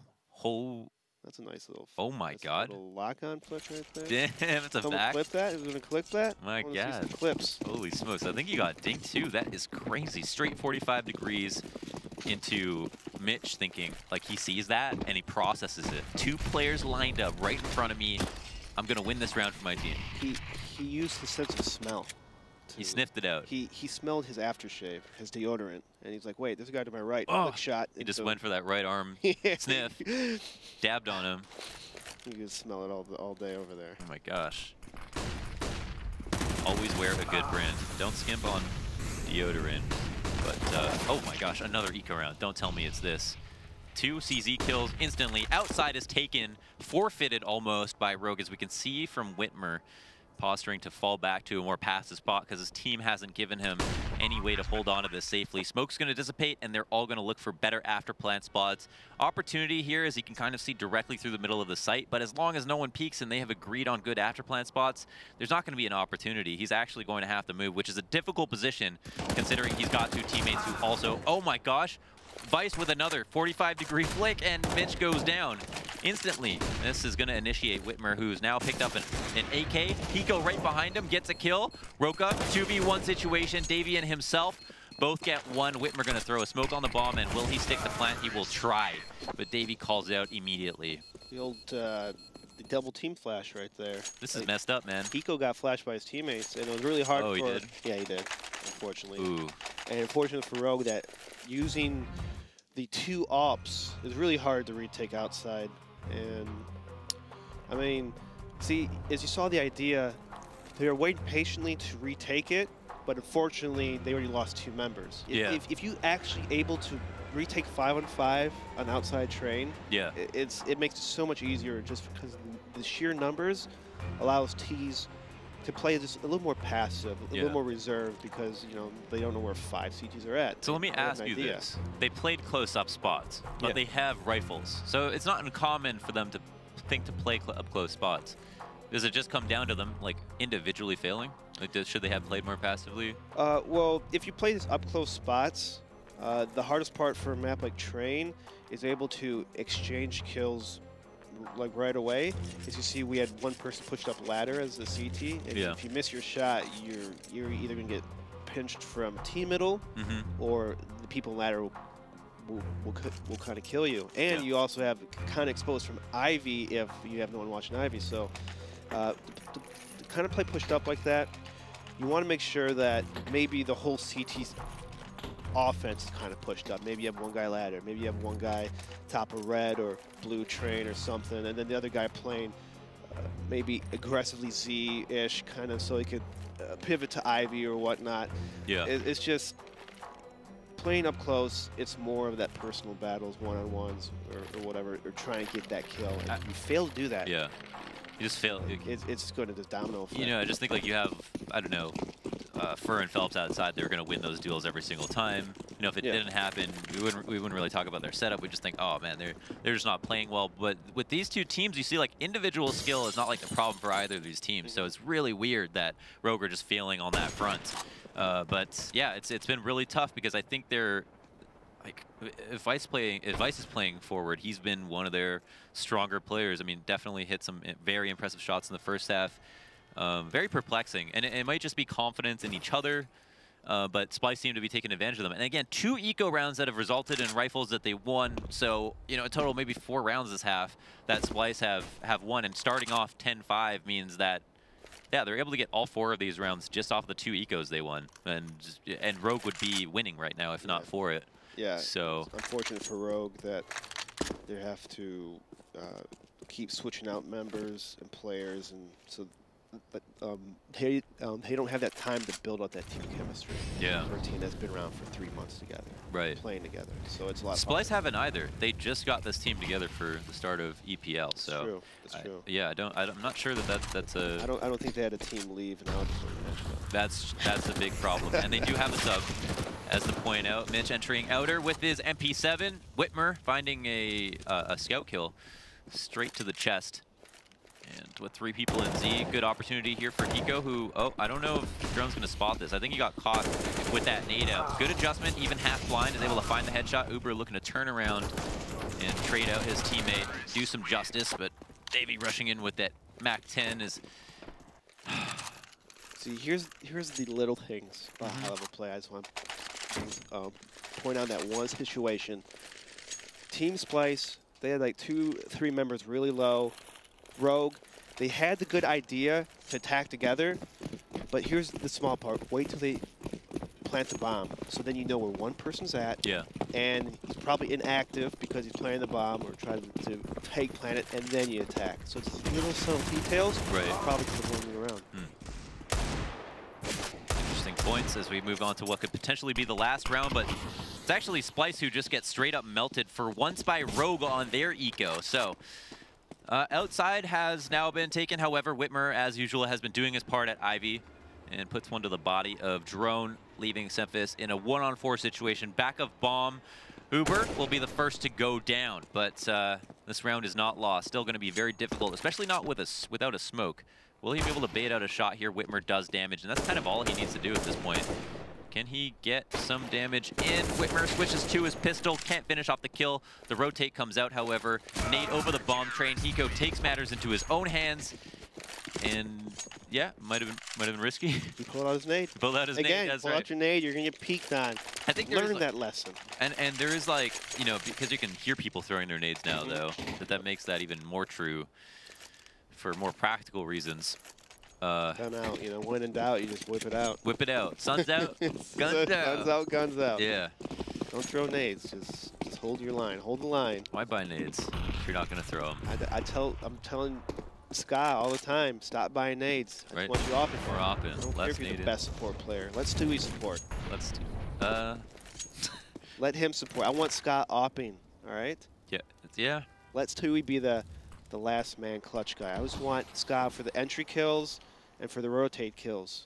Let Stewie support and be the clutch man. The clutch man. With automatic. Have those two guys be the support. That's the fix right there. I'm telling you guys think I'm crazy. We've got a mouthpiece to Cloud9 right now, so we can start that out. Whoa, Hiko with an insane spray, 4 kills, 2 headshots, locking down that lower ramp. Unbelievable stuff. Obviously, it's just an eco, but we know about that Hiko spray control. Hiko spray. The Hiko pals. Patented, world-renowned Hiko spray. Very nice stuff. Look at there. He has 22 kills. It feels like a quiet 22 kills right there. Yeah, he's kind of been, on the first half, we saw him working Ivy a lot. He was able to get a couple of kills, like on those rifle rounds even, really bullying them, which is quite difficult as a T. And, you know, obviously they weren't able to close out a lot, but I think even he was pitching in even on rounds they lost. And, yeah, clearly still got it, so that's definitely one way to hold in her. Great spray to help Bro get to at least double digits. Right now, we're going to have the exact same strategy. We'll see if it pans out as well for Splyce. We saw the one thing happen where Roka pushed through the left side bomb train smoke and get that opening kill. That was kind of the backbreaker for Rogue. Will they survive it this time? They see the same smokes cascading over, but they'll have to come up with a new answer. Shinobi in a great spot, but the flashes come out late, actually assist their teammates in running across. The bomb will get planted, and no T's are spotted. Splyce, however, is able to kill 2. Really good stuff. And the bomb, running a fake this time, goes into the loving arms of Hiko. See, there you go, Rogue. They saw that same exact smoke execute. They didn't push through. They didn't play up. They kind of played just passive a little bit. It was Nico. And Splyce did get 2 kills, so that really stopped the fake. I think if one of the people outside would have died, the fight would probably work a lot better. You know, that's the rule of thumb about a fake. You need to get a kill. Yeah, you definitely. have to get a kill on a fake, or it's not going to work that way. Very good point. Sometimes people think you just got to throw the nades, but if no one commits, no one's going to move. Yep. So, here in round 26, Whitmer spots an opponent. Hiko gets a kill, enter the fast lurk from Mitch, gets shut down early. Tough spot to be in, one of the last buys they might have. Roka finding a good way to come into the smoke under the crosshair of, oh my gosh, is this going to be it? Drone ends up getting 1. 3 players kills with kills from Splyce, and now Semphis again alone in a 1v2 this time, much more winnable, has a Molotov and the bomb close by. It's not Rogue who have information on it, and a ton of time left on the clock, so this could be it. Tough way to go out if this is the round they lose, but overall, good hold. I think Whitmer's been pretty much a rocket Ivy, and this time Roka actually found the best of him. Probably one of the, warning signs. Trying to call out a rotate inner this time, and Semphis doesn't seem like he wants to plant until he gets a kill. He's kind of given away his position here. Spots both players, knows now that he has to rotate outside. Has another Molotov to delay anybody from pushing in while he plants. And actually, instead of going for the kill, is still trying to be quite aggressive. But good calls from Rogue, realizing that he might try to make this a 1v1 before he puts the bomb down. There it is. Hiko goes down. Oh my gosh, Semphis! CSGO right there. CSGO. I mean, it looked like he had him dead to rights. Uber running forward, had to go for a crouch and pray that he missed, and he got what he prayed for. So I'm gonna just keep pointing out things that I don't like, because that's what I'm gonna do. Yeah. In that 2-on-1, you notice Rogue kept throwing utility. Semphis did not know where they were at until they started throwing all their utility for some reason. So I don't know if Rogue was just uneasy in that situation, but if you're in a 2-on-1, gun out, all right, please, because throwing utility keeps away position, and so Semphis was able to maneuver around, get the bomb down, get a kill, to almost win the game because of the information that Rogue gave him. Right. The idea is that you stay together so that if one person goes down, the other one can kill him. But if one person's throwing a nade when that happens, you won't have that opportunity. 5 smokes outside, another eco strat. Will it be a fake this time? The bomb in T-Con is going to be running inner. It looks like I think they're going to be doing something similar. A push through the right side of the train. Splyce this time, instead of watching left, catches these 2 players out. Bomb goes down outside after it comes down ladder. Mid trying to push through the smoke. Gets caught out by Hiko, and that leaves Semphis once again alone in a 1vx situation. Gets killed instantly. 3 rounds the difference to go to OT. This is, I'd probably call it timeout in Splyce. You got a gun around, you have lots of money. Lots of money. Let's just ice the kicker. Ice the kicker, ice right. The kicker ice here. the kicker. Let's slow the game down. Rogue has momentum, okay? Yeah. But they don't call a timeout. Why? They don't have a coach. Who's their coach? Who's Team Splyce's coach? Ellie. Who? Eli? Is he in the server? I don't see him in the server. We need a timeout, His guys. name not pronounced Ellie? Ellie-FS? Ellie, Uli, Ali, Alu. Doesn't matter. The point being is, you need to have a timeout and stop the momentum, guys. It's 12-15. You don't want Rogue to come back and run away with this. Yeah, and we'll find out after this round if that's what they needed. But maybe they just are very confident in their plans. They've definitely had strategies for the ecos, a couple of variations in that same execute, which is always good to see. It worked out the first time, and actually 2. And that does make you wonder. Rogue, apart from the eco rounds, have done very well versus rifle rounds somehow. In this situation, Hiko has found a way to push inner and kind of be a little bit different. If it does end up being an execute outside, drone doesn't get any more aggressive, Hiko's going to have a quick flank, which is a very big deal. Also, looks like he's pulling out a smoke now, letting his guard down and releasing it. And here it is. Looks like a quick drop down ladder off of each other's heads. Very good stuff. But Hiko, I think, will get the memo very soon. Nobody's actually committed quite yet. They're just taking control. But with this, I think Hiko definitely doesn't want to be too aggressive quite yet. Whitmer, really nice reaction to drone coming out. And then, wow, another nice, very fast reaction on 2 players. One this time in T-Con, and once again, Semphis alone in a 1v4 situation. Is Semphis always alone with the op? Is he not being aggressive enough? Yeah, I don't think he is. I think if they're going to go for a pick strat, the oppers should be the second person in line to peek. You have the rifler or whoever try to bait any op shots, any position, get information. The op would be swinging right close, hitting the shot. And again, this is something we've seen from before in Splyce. They get up a lot in number, and then they let the team comes back. It happened twice against Optic. Yeah. And it's happening right now against Rogue. It's happening right here in front of us. So it has to be some sort of mental game that they're running. What's their mental game? What's their angle? What's their angle? Who's their shrink? Who's their shrink? They need a team shrink. That's what they need. They need what Astralis has, is team doctor. They need DeBears in the dugout is what they need. They do. They need a kick in the pants. They need a scooting. A scooting. They need some motivation. They need to light a fire under them, you know? Yeah, literally light a fire under them. What could be more motivating than that? I want them in their LAN room. Yes. A fire pit. Help us visualize it. In the circle, you have the 5 people on the computers. Yeah. And then behind them, a fire pit. A fire pit, yes. At least 8 feet tall flame. Right, and how do you get their chairs back into the fire pit? Yeah. Or you just turn it and push them. You push them. Just keep little DeBears under their table. You scare them. Right. You don't hurt them. You shake the chair, them. like you shake them. Right. You scare them. You get their blood boiling. Right. Get them pumped up. Right. Maybe that's what Rogue have right now. Oh, hit him in the leg. Sick flick shot. Whitmer going skeet shooting right now. Oh, and also is able to finish off another kill. So looking for just the straight up no scope, but 2 teammates from Rogue to come in and support. Bomb spotted, under control. Davey and our man Mitch. 2 players left alive. Ivy control didn't work out. Looks like we're going to the 30th round. Bringing it to the distance. As Rogue comes back, they're fighting back, teeth and nail. Whatever that means. Tooth and nail. They're, Tooth and nail, they're not biting teeth. and scratching and pulling. Yeah, I guess so. They're nailing away. They're Just nailing it away. just nailing away here. Mitch does sneak in the inside. The bomb, though, is down in the Ivy, so he got some work. Pretty sure Vice sniffs him out and takes out Mitch. There you go. Easy cheese. Now look at this. Easy cheese.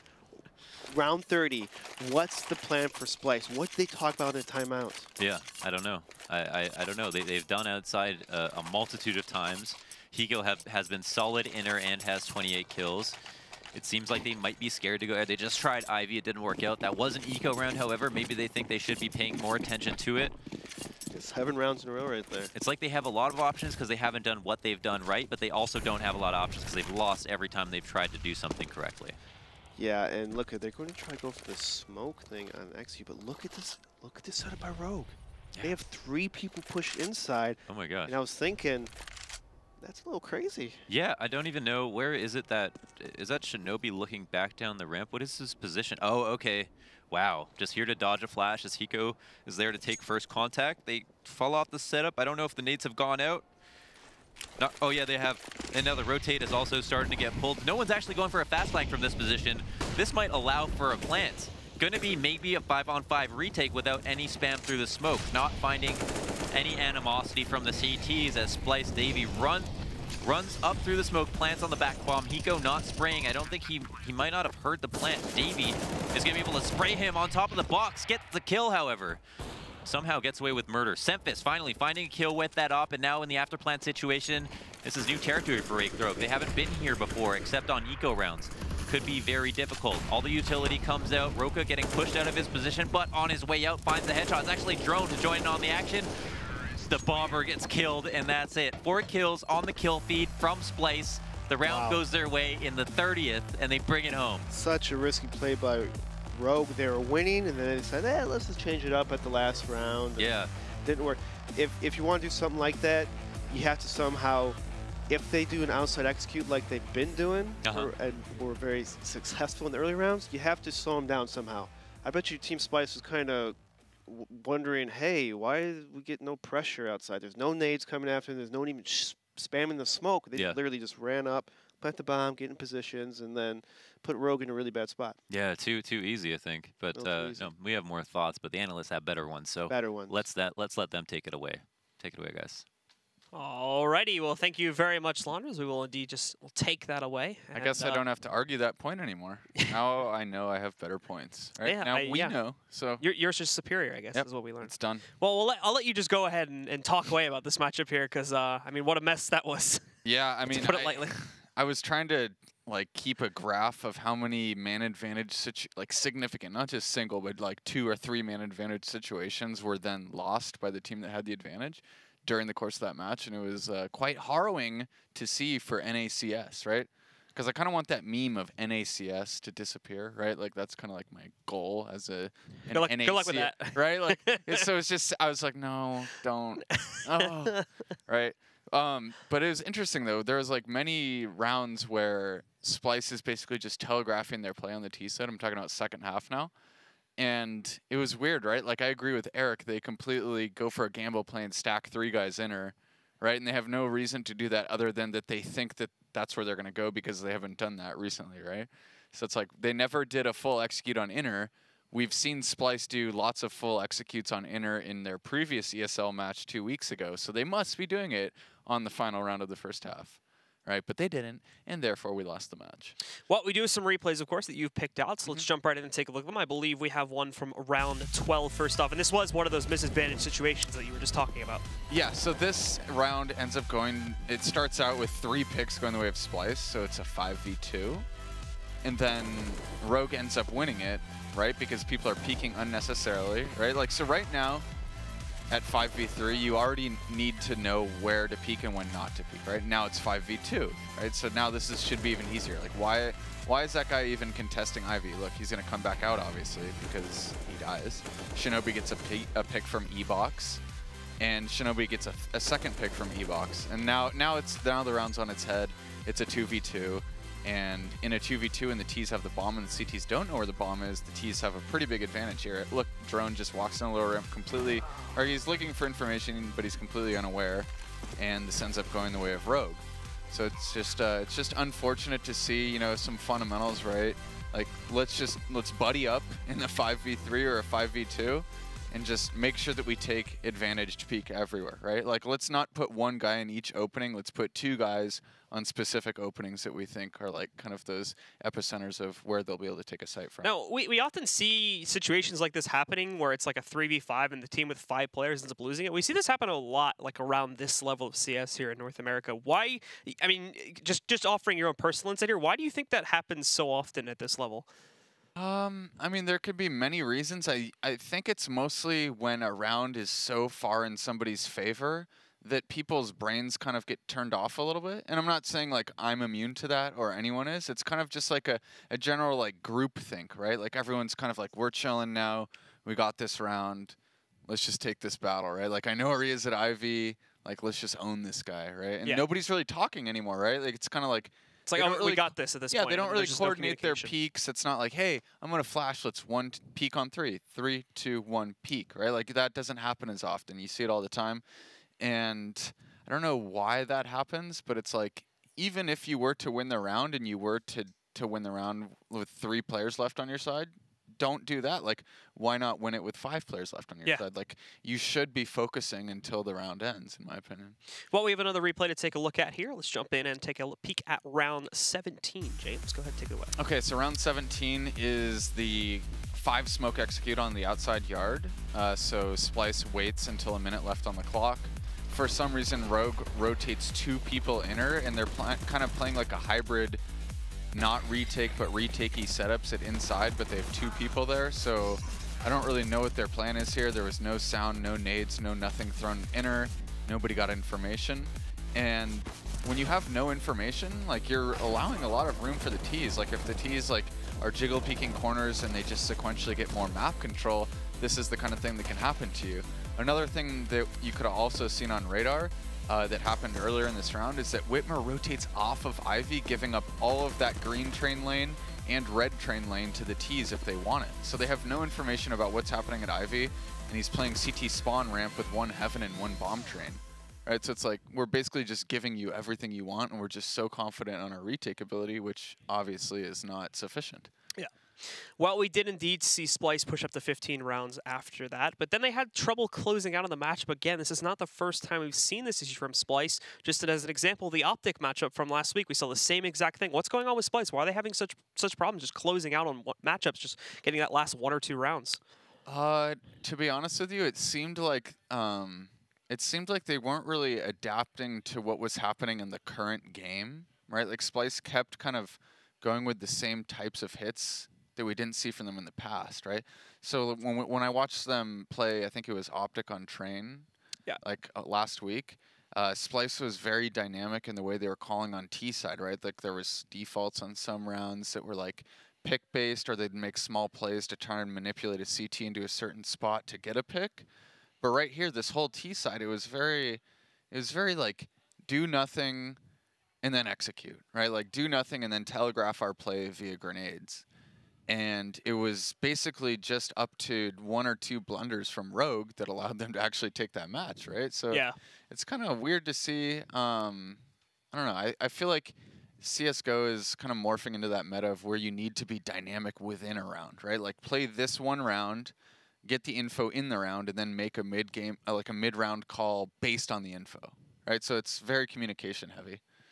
Well, the next map coming up after this one is going to be Nuke. Some quick thoughts on Nuke before we head to the break here? Man, just watching that match, I'm like frothing at the mouth to watch the high quality CS that's going to come out. All right, like just let's talk about communication on Train, and then talk about communicating as a CT side on Nuke.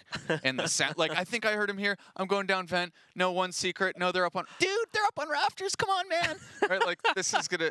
I wish I could just like be in team speak for this. Just, I mean, I'm not even trying to throw shade at the teams. Just communicating on Nuke is one of the best things in life. Well, we'll have plenty of time to discuss that, of course, right after this break. Do stick with us, ladies and gentlemen. And we'll be returning in just a few minutes with the second map of this matchup, and it is indeed going to be on Nuke.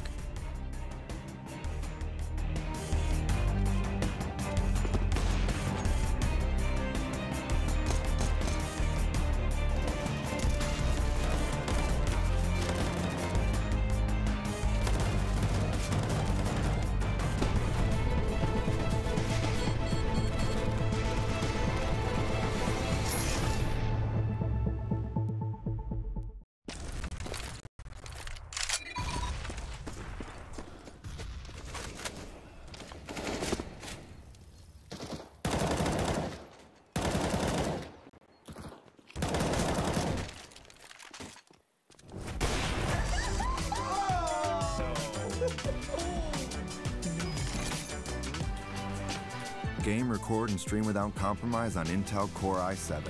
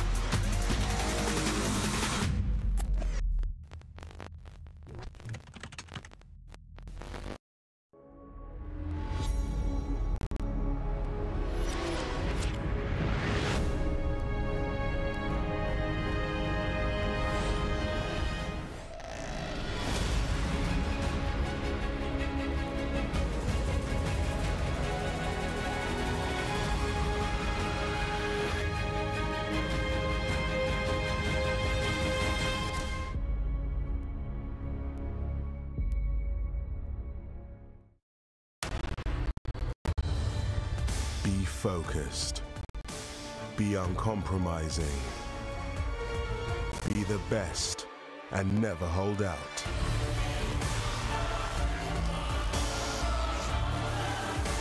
Pick your event.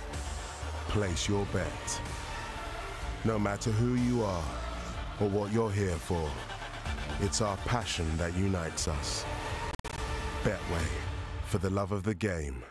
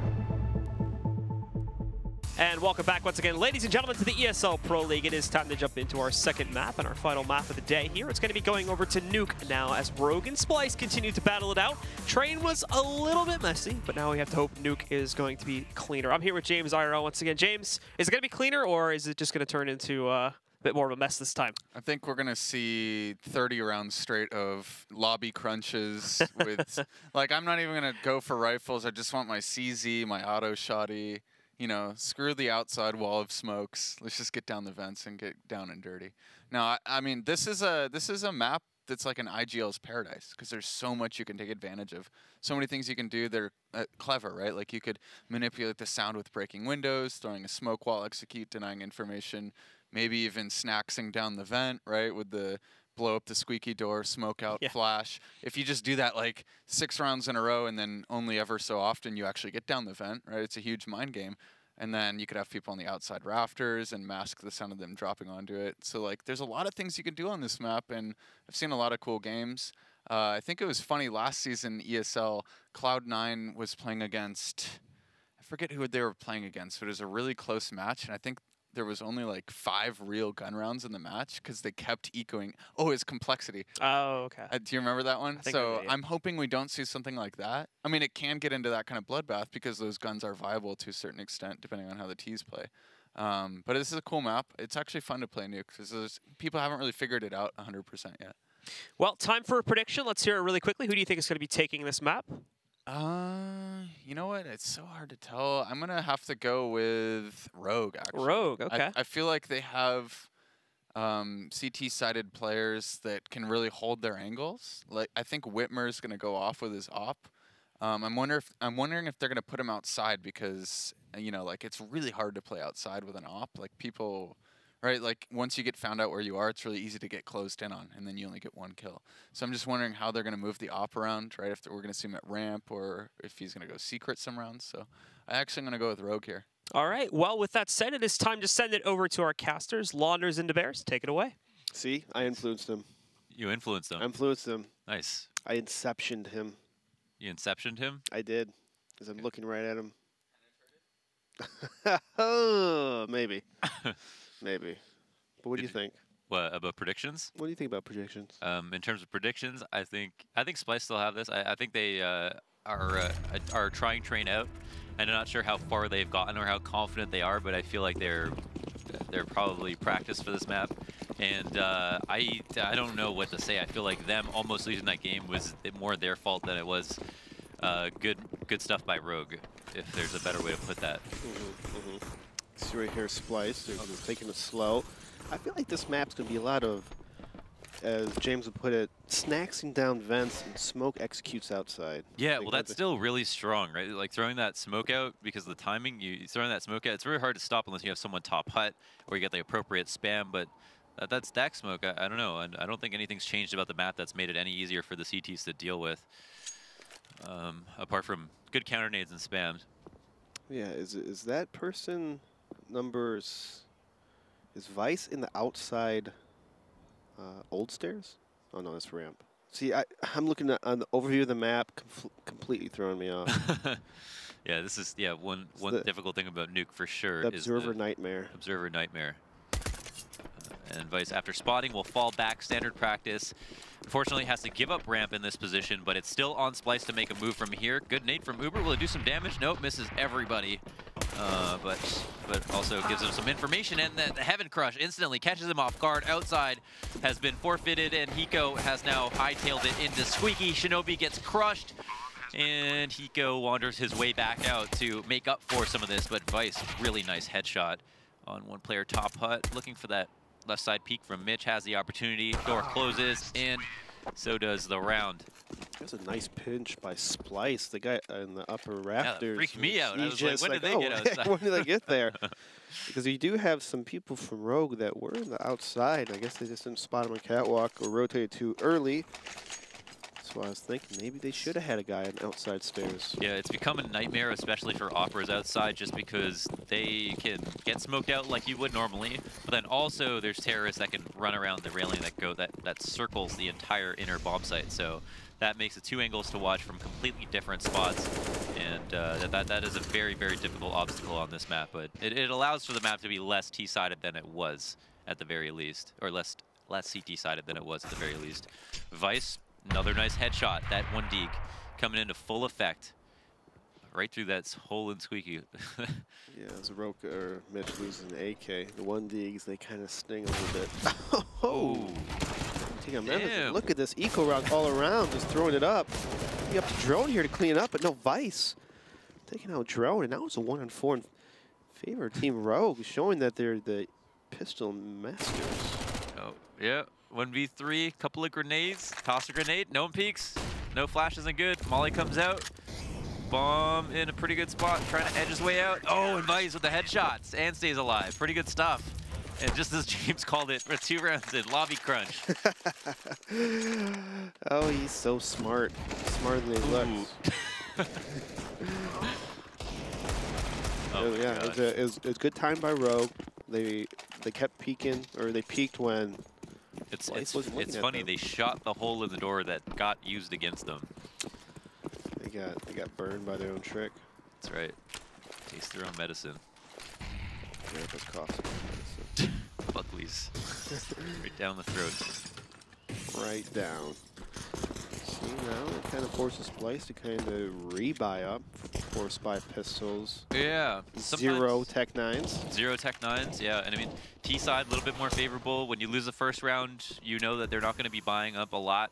Hiko, infamously known for using in auto shotty and upper, might use it for every round this half because he is very good with it. I think I remember one time watching, I forgot what LAN tournament, but he tried auto shotty every round. Yep. I think it was on Team Liquid at the time. Team Liquid or Optic, and they were just like, he just kept getting ran over. Oh, he kept getting ran over, okay. Oh, there's that first kill. Second one misses a little bit. Zephys takes advantage of them. Great flashes. Both players completely blind upstairs, no problem, but rotates come in. Easy flank. And even though he only gets 1, they only lose that auto shotty. He goes like, someone pick that up for me. Nope, he's going to buy himself another auto shotty. Yeah. So no picking up there because obviously Splyce, usually if you lose an eco or after the first eco, you force buy the second round. Yeah. It's that was an opportunity, and they really did at least want to plant. Now there's a lot of upsides and downsides to the noob tube, but one thing is for certain, it gives you a ton of money if you get kills, so that's a big deal on CT side, and might help them out. Shinobi looking for that spray, gets dinked instantly, taken down by pretty much just Glocks. 1 player in heaven gonna fall off, that's Vice. And Uber here to support from that lower position. They've recovered an AK. Roka's very low, however. And Hiko pretty much suppressing fire on players crossing. As you can see here, Splyce does have control of the pretty much outside garage area and close to under heaven. Oh my god, there. Oh my god. Okay. Oh. Ooh, yeah, 250. Hate to see it. You hate to see it. And now Splyce, Rogue is really low on HP, and so Rogue has a pretty good idea that Rogue is outside. Probably not too sure on where Davey is. Davey's going to try to lurk in the entrance to upper while Roka's going to flank from the heaven, but gets shot out by Vice. Too smart for Roka.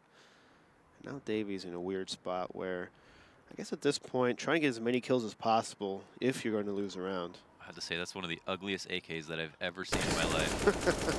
Oh my god. I don't know, the colors, one of the worst stickers. It's like puke green. Puke green, and it's even like well worn. Just like straight out the swamp. Oh, the swamp man. Davey would seem like a swamp man. The swamp man pirate. He's gonna be noodling, you know? He's gonna be noodling. You know, you gotta stay afloat in the swamp. You pretty much pissed a hole in the river, and the catfish is supposed to grab onto it. And then you pull it out, you got a catfish on your arm. I feel like you've done this before. I watched the Discovery Channel. So that's why you have the hunting glasses. You know, I needed to see. Oh, nice pick off from Whitmer. And for those who don't know, definitely just spam through the smoke as he recognized that players are crossing. But a very important first kill. Molly probably not so useful considering he already peaked it and just pushes them out for a little bit longer. Inside control, or lower control I should say, it started to be taken, the bomb goes down. Uber is sitting tight.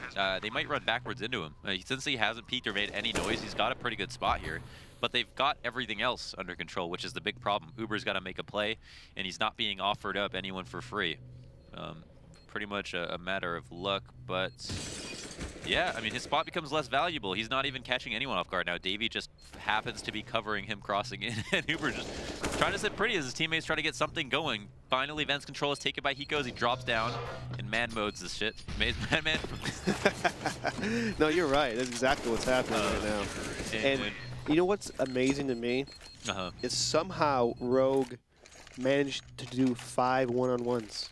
Yeah. How is that possible? Like, you have 5 people live and you all choose one-on-one angles? It's kind of mind-blowing to me. It's tough because if you're Uber, do you say to your team, like, you're trying to get something going because I'm going to sit here so that I can push out when you guys are closer, or do you make the play initially and try to bait some attention towards yourself? It's a tough spot to be in. You don't want to blow the round for your whole team, but you do want to make a play. It's true. And Splyce didn't give him any opportunities. Sometimes CTs will walk backwards into a spot that no one did, and that's just a... And I don't think the play by Uber's too bad. It's just the rest of his teammates. He had one guy Vents, one guy ramp. Hiko late Vents, I believe. It's just too many one-on-ones. Like, to slow it down, have the 2 people or the other 4 people somehow group up and just peek stuff together. Yeah. Peek stuff together. Hold each other's hands. Hold each other's buddy system, boys. Buddy system. Buddy. Magic school bus. You want to make this. Oh, wow. He flicked out too hard. It was like, wow. Even from above his head, it was right to his foot. Oh, I think there was a reload in there that wasn't heard. However, Hiko trades either way. 2 players from Rogue left. Inner gets taken one more time, compromised easily by the terrorists. Big problem for Rogue. Mentally, they've noted now that, like, our Inner's weak. Splyce are like, we have this in our back pocket. We don't necessarily use it next round, but we know that Rogue are going to be weak to the spot, or maybe going to over-rotate to it. A lot of opportunities there, right? Yeah, I think Rogue should try doing, maybe setting someone to lower to stairs, and then have a guy outside, like have Inner CT spawn, kind of bait them into the stairs. Yeah. We already seen that Splyce is kind of capable of doing a smoke execute outside, and maybe that'll help your teammates stay alive a little bit better. Maybe position themselves to where if they take upper, the guy outside stairs can flank, or if they go to the stairs lower, you could fall back in order to be in position and take over one of the doors. Yeah. Either Toxic door or Ho door, new door, whatever. I call it a Ho door, the new door and lower. And so have a CT just camped in one of those 2 areas, so it gives some footing for the CTs to regroup and attack. We definitely see players like Cold Zero, like abusing the stairs, making sure no one can even get down lower. Davey obviously watching this position to watch for some kind of adjustment like that. And it is a tough angle to work with. Rogue don't seem keen on playing it. And yeah, there's multiple plays to watch outside, and they don't actually involve being outside sometimes. However, Whitmer taking a more proactive approach and putting his person out here. Kind of an interesting angle. You wouldn't expect to look down from these stairs. Maybe has gotten success from here in the past. And Roka, will he shut down ramp by himself? No, Uber does trade, tries to fall back, realizes that there will be a trade from Splyce on his hands to deal with, but it's a 4-on-3 now. The ramp push is no good. Hiko has gotten very aggressive, however, inside of the hut. Still an opportunity to make a play. Will he be given it, however? Nate goes in, Semphis falling out, making some noise. I don't know if he... Yeah, it seems like he's still aware of this threat, and now finally are starting to commit. Everybody actually going into heaven. Davey, will he get caught off? Where is Whitmer? Oh, Whitmer actually died. Dead. I'm sure. He dead. And yeah, very difficult job on their hands. They're taking their time here. Going up top, Hiko realizing that there is a threat. Good crosshair placement. Sees 3, finds 1 headshot. But now it's just Vice, 1-on-3. Just trying to be quiet. Oh, made the jump. All right, so they don't hear that. You can catch Davey off. Oh, that's a nice flick by Butt. Oh, nice money shots grenade. all day, like just clicking and hitting. Yeah, he is Yeah. No. I think he did take a step. Davey was totally ready for it. Vice still blasted him. So who's this guy? This guy's ridiculous. He's been pretty much entry killing, getting kills, and one of the reasons why Rogue was doing so well last map is Vice was getting entry kills. It's a mortality player from back in the day. Paul Whitmer, Vice, Sick. So wait, these guys have been on a team and they don't have any teamwork? Is that what you're saying? That's laying just down an absolute heater of a line. I'm sorry. Whew. That hurts. That hurts me just watching. Well, we've got an open player in E-League now, Kogu. Oh, but you know what? Played 5 seasons of CSGO. Come from a professional background, That's so he true. knows what's up. That's all right, true. Tried and true. You could put him in a system, and he'll perform it to a T. Okay. Old heads respect for old heads. What we're witnessing. We were cerebral players back then. We played teamwork. You couldn't win if you didn't have teamwork back then. Right. So and then won some tournaments and games against notable teams. Right. Not like these mushy-brained kids of today, right? No comment on that. Eat too much General Mills. Too much cornflakes with that steroided milk. It's messing with your brain. Oh man. Oh my gosh. Inside. Oh, this is no. Okay, it's not getting weird. It looked promising. It was an eco round that was going the way of Splyce. Rogue got a couple kills, but Splyce ends up on top. 3 players alive. Lots of money to rebuy. Great position to be in, and constantly on the back foot are Rogue on CT side. And you know, Nuke is a map where it just takes a ton of money to win a round. It takes a ton of money, right? A ton of money or a ton of coordination, one or the other. It's like one of those. It's like one of those maps that or that. It's one of those maps where you could never have too many Molotovs, right? Yeah. I know I've been harping a lot about positioning and teamwork, but you know, you watch a demo like Get Right Outside, who's just playing a lot. I'm pretty sure it's Get Right.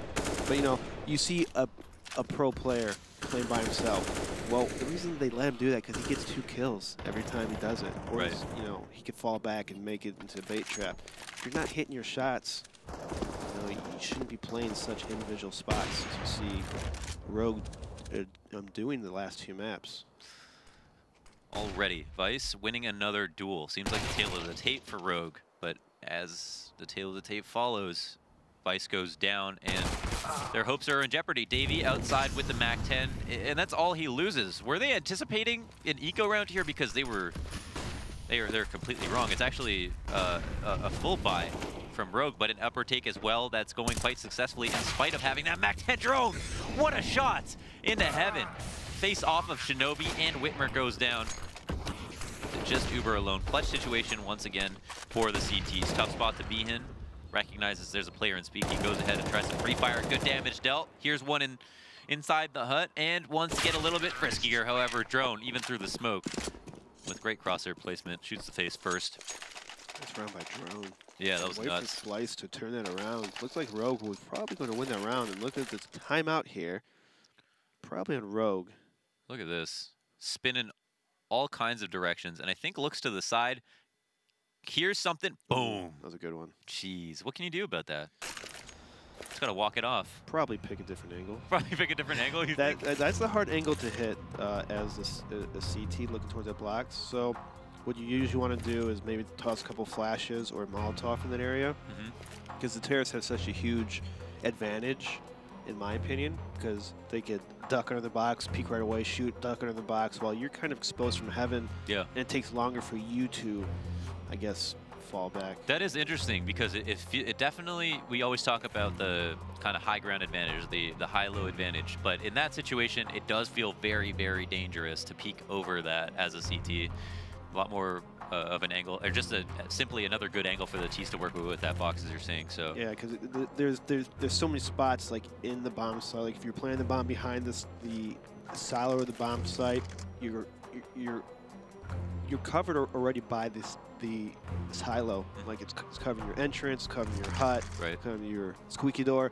So you can focus on upper, and it's really hard for the upper guy to peek at the silo. Yeah. Because I'm pretty sure that angle, the terrorist person will always see the high person first. Yeah. For some reason. Usually it's not like that, but I think it's with anything that if you're closer to the texture than the guy on the other side, then they'll see you first. So if they're standing far away from your angle, they'll always see your body before you see them. It's weird. Source code. Players understand that. That's just a part of the game, you know. You don't adjust. You gotta play around. Gotta adapt. Gotta be the chameleon. It's gotta be in someone else's skin, you know. Right. Just gotta wear their skin. To wear their skin. Just gotta put it on. Put the lotion on the skin. Deal with the smell. You know, you just gotta wear it. That's why you can put a lot of lotion. Right. Stretch Lather it up. You know, stretch. Whoa. Hiko with a Nova this time. Doesn't matter what kind of shotgun it is. He'll find a kill. Davey gets killed, and he's been the scout man on T side, it seems like, and this time just was playing it kind of passively and just immediately gets destroyed. Oh, Drone having an enemy to deal with is down to 1 HP. Shinobi, great damage dealt down to half, but in a great spot. Just finished off by Whitmer on his way out. Mitch, with the crazy spray, is able to open up ramp. Nice play for Mitch to take over that ramp, and especially in the situation right there. You see Rogue is trying to rotate back to lower, but we do have Shinobi and Vice in really low HP. Shinobi taking a shot at Semphis, shooting him up a little bit, but not hitting any shot here. And now Shinobi's in a very awkward situation where he needs to get a kill.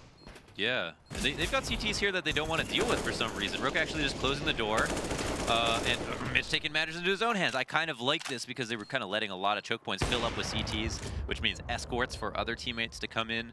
And could have potentially gotten crunched. There's Mitch doing yet another kill, and Whitmer kind of rotating in, opening up the round. Semphis, quick adjustment to the right side of the door when not seeing an opponent on the left. Gets a kill. Mitch, the hero of the round, though. 4 kills. And Rogue are back on a full buy. Yes, they are, and they're going to spend everything. We see one AWP come out. We'll see where Whitmer is probably going to AWP outside. We see him play outside for most of the game, but you never know. You could always put that ramp or AWP and ramp, and then stack towards upper outside kind of setup. Maybe rotate inside. This map is really nice if you know the smokes and flashes for the retake as a CT, because you can easily retake upper through some coordinated flash and smokes. But yeah, another reason why this map is hard is because both bomb sites are really difficult to retake, depending on the numbers. Some instant pressure upper. The flashes come out. Everybody going to be pouring out of putt. Vice is going to have a big job on his hands, but him and Hiko combine for 2. He is still alive as well, meaning they've got the man advantage. Can he find a third frag? Mitch goes down after turning around and not respecting the smoke. Instead, however, Davey trades out Hiko. 2v3 situation. Semphis knows that there was a man spamming. Whitmer finds the better of him with a more acute angle, and Davey with a couple of opponents sticks his gun barrel out the window. Spotted by Shinobi, headshotted. And Rogue cleaned it up nicely. Good upper hold. What was that? What was that? Mitch turning around to spam when they weren't done with the upper players. And I kind of just, it's like, I'm just going to flick around and shoot in the smoke. Because why not? Why focus on someone right in front of me? Right. But it was. I'm glad that I saw Rogue with a better setup, like a bait kind of setup upper. I think it was Hiko and Vice, was it? Hiko and Vice? Yeah, Hiko and Vice upper, yeah. Hiko gets the first kill, Hiko gets the second. So, they used each other, they baited each other, which is great. That's what you got to do in a lot of positions on almost every map. Have these kind of bait setups to where don't focus your entire game plan on individual peaks. Yeah. And one-on-ones all the time. You have some of that, just a dab will do ya. A dab will do ya. Is that a Midwest saying? No, that's a ceramics thing. So I did some ceramics in college. Oh my gosh. Which is making pottery. Yeah. Well, they don't know. Right. And slinging pot. So slinging pot, and there's a little dabs in class where there's a stuff called slip, which is kind of connects the clay together. It's like water with clay. And she goes, a dab will do ya. A dab will do ya. If you do too much, it gets too wet and it just slides around and it feels all wonky. Right, so. one situation. That's not where you want. That's not what you want. The counter boost comes out. Oh man, Davey's mad. And they give it up. Will Drone be able to bully them? He does, yeah. After that information is gathered, 3 players that close to push. he does take advantage of it. Shinobi walking through the smoke. 2v2 situation, and yeah. Oh, Shinobi, maybe get in there a little bit too early. But Whitmer has been reliable. However, Mitch finds a better angle than him, expects to rotate into ramp. Great play by Mitch. And now Uber alone downstairs, but they've already scouted out the site on top of him. Uber knows too. Poorly. Chose poor. Is it a 50-50? He chose poorly. Was he called to rotate? Things we'll never know. Not on the voice chat and how the round unfolded. It looked like they might have tried to go downstairs. Decided to give them a real run around. Right. And go back to upper. Yeah, always good. It seems like a mid-round adjustment for sure. And maybe this round isn't quite over for Uber, even though it seems like it. And here he is to go save. But yeah, like they started out the round with an outer take, and it looks like, oh, they're going to go bully inner again. So obviously, I think they realized that if there's one player alive and we've killed everyone upstairs or outside, that they probably thought we were going to continue with an interplay. We haven't gone there yet. Maybe he's still there. But taking this gun into the next round is Uber. Round 13. Splyce with a good amount of money, not too far from saving. This is kind of an awkward situation because they make a cool play here. They kill Davey, but after these flashes go out, it's kind of unfortunate timing, and Drone is just too sick with it. Like, just kills them straight up, but it's not like they were planning to have to deal with that boost. It just ended up making sense at that moment. So, like, this map's a little weird sometimes. I feel like if you're pretty coordinated at CT, it could be a very heavily CT-side map, even with the changes and whatnot. But if you don't kind of have scenarios, like if they rush outside, we need to rotate here immediately, you know, that kind of gameplay, this map becomes super T-side, as you see, as Rogue's slow on the rotations. They're kind of getting caught off guard in a lot of angles that they're holding. And so it kind of shows that Rogue, they still need to go over almost every scenario. And Hiko taking out Drone, but Sempe's exchanging the kill. That was a 2-on-1. Favorite Splyce. Yeah, that was a sick pre-fire attempt, realizing that someone was going to be watching him. Oh, Whitmer going to jump out right away. Oh, first kill. Wow, that was damn, Semphis. If he didn't get off that bomb, that could have got hairy. I like it, though. Yeah. Getting out there right away, the 1v2. You let the bomb go down, because if one person plants the bomb, he heard the plant. He heard the plant. You know that one person at least has their hands busy. You know exactly where they are because of that noise. That's what you got to do in that kind of situation. 1-on-2, try to attack and kill the teammate. That's either the planner or not, depending on your position. And then you can able to turn to a 1-on-1. And that's when it gets very scary for a terrorist with no bomb plant. So, and Whitmer again has been getting kills outside, sometimes just spamming through the smoke. Oh wow, Semphis completely unaware that he might be there, and Davey, after shooting at him, wasn't enough notice. Vice finds a couple of nice kills. I think he might have been upstairs in mini, but either way, moving into the second last round, Splyce are down to 2 people, and off the corner of the smoke. Hiko says no problem, sprays away. And now is when Rogue start getting very aggressive. With bomb controller, not worried about this. Uber and Semphis both die, and they've got another round left. Rogue also don't have a lot of money, so you know, maybe force him to potentially take a site, or. But even Shinobi's still looking for this fight, and I don't know. Is it going to give him another peek? He does. That seems just incredibly risky to me. I don't see why they aren't taking their economy and their hopes of the rounds more seriously. Opportunities here for Davey to pull this out, and 30 seconds remain. So it's understood that the bomb has to be retaken from here. Vice finds a good angle on top of Hut, and that was kind of the best spot to be in. Yeah. Pretty much did not need to give him that kill. You kind of have to expect people to be in top of the Hut area, and almost every time you take upper, just expect first being top of the HUD. It's such a common spot. It's a common spot. It's such a good angle. You always see feet first. You see their feet, just spam them. But again, that was a risky play by Rogue. Shinobi just kept re-peeking over and over. And all it takes is one bullet to hit that head. And you know, you guys went from a 4-on-1 to a 2-on-1. Yeah. Almost a 1-on-1. You know, it was so close. But be a little careful on that. It was so close, and it was expensive. They don't have all the utility they want. Oh, with that double peek, Whitmer doesn't fall for it, doesn't shoot too early, finds an initial shot, looks for the no-scope, grabs it. No problem. And that's all she wrote. Drone left alive. Last man standing. with an op as well. And this is a situation where you like get to op for your team. You're like, I get to show them that I can op. You know, 1-4. You want to op, but you know you don't get to do it unless it's a clutch situation. There's his opportunity. And then they're on the voice back then. That's why I don't know. Yeah, that was it. 9-6 half, fairly dominant for Splyce, considering it is T side. As we look at some of the highlights, but don't go anywhere, folks. We will be right back with the second half.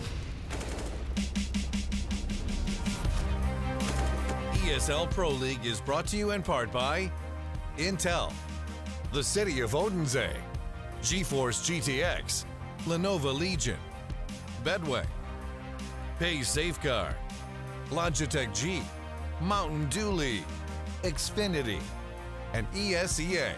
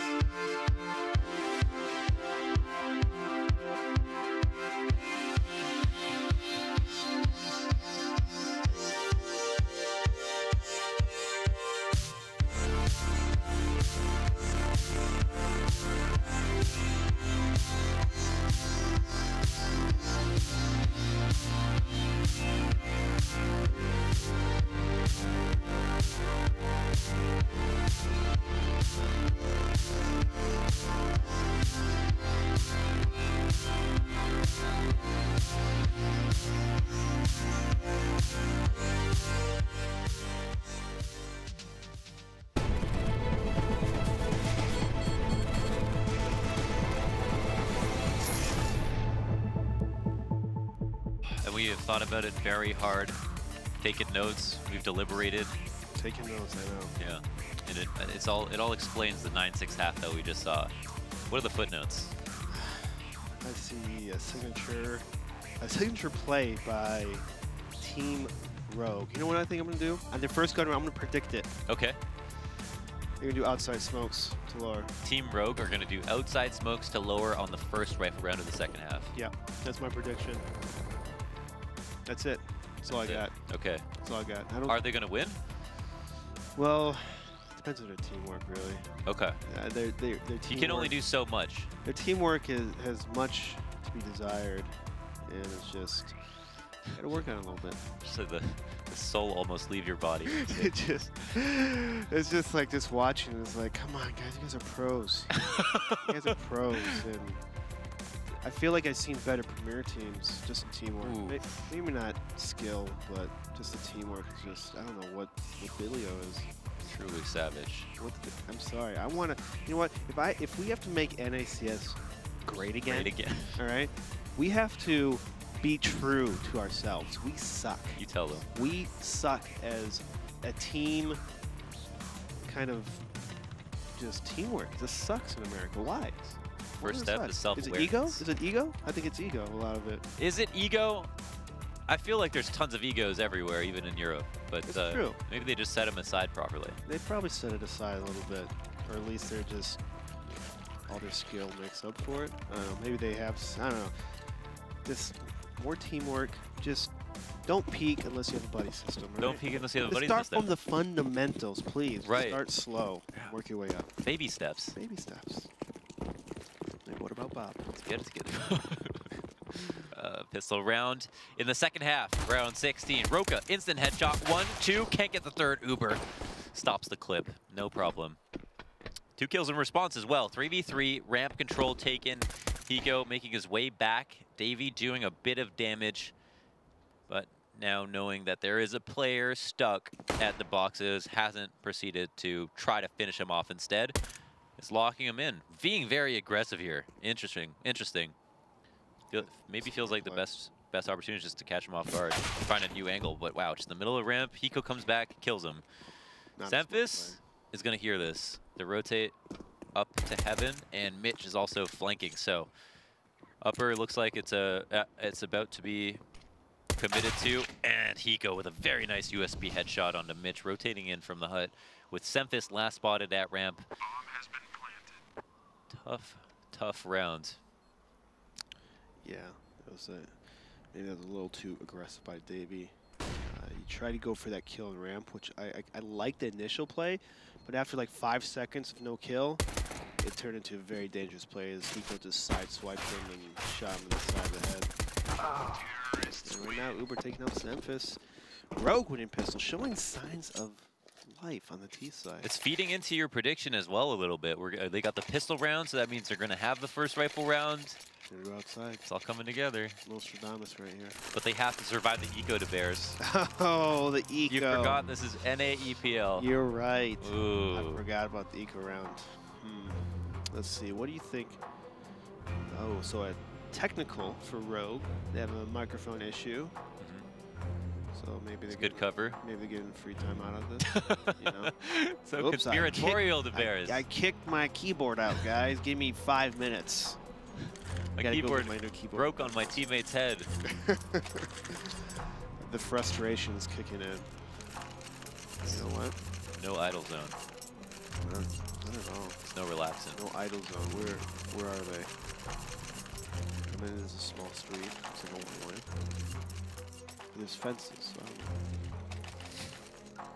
Those are anti-tank bars right there. This just feels like it's like the back streets of Chinatown. Yeah, I've never been there. Oh, no. You've never been to Chinatown?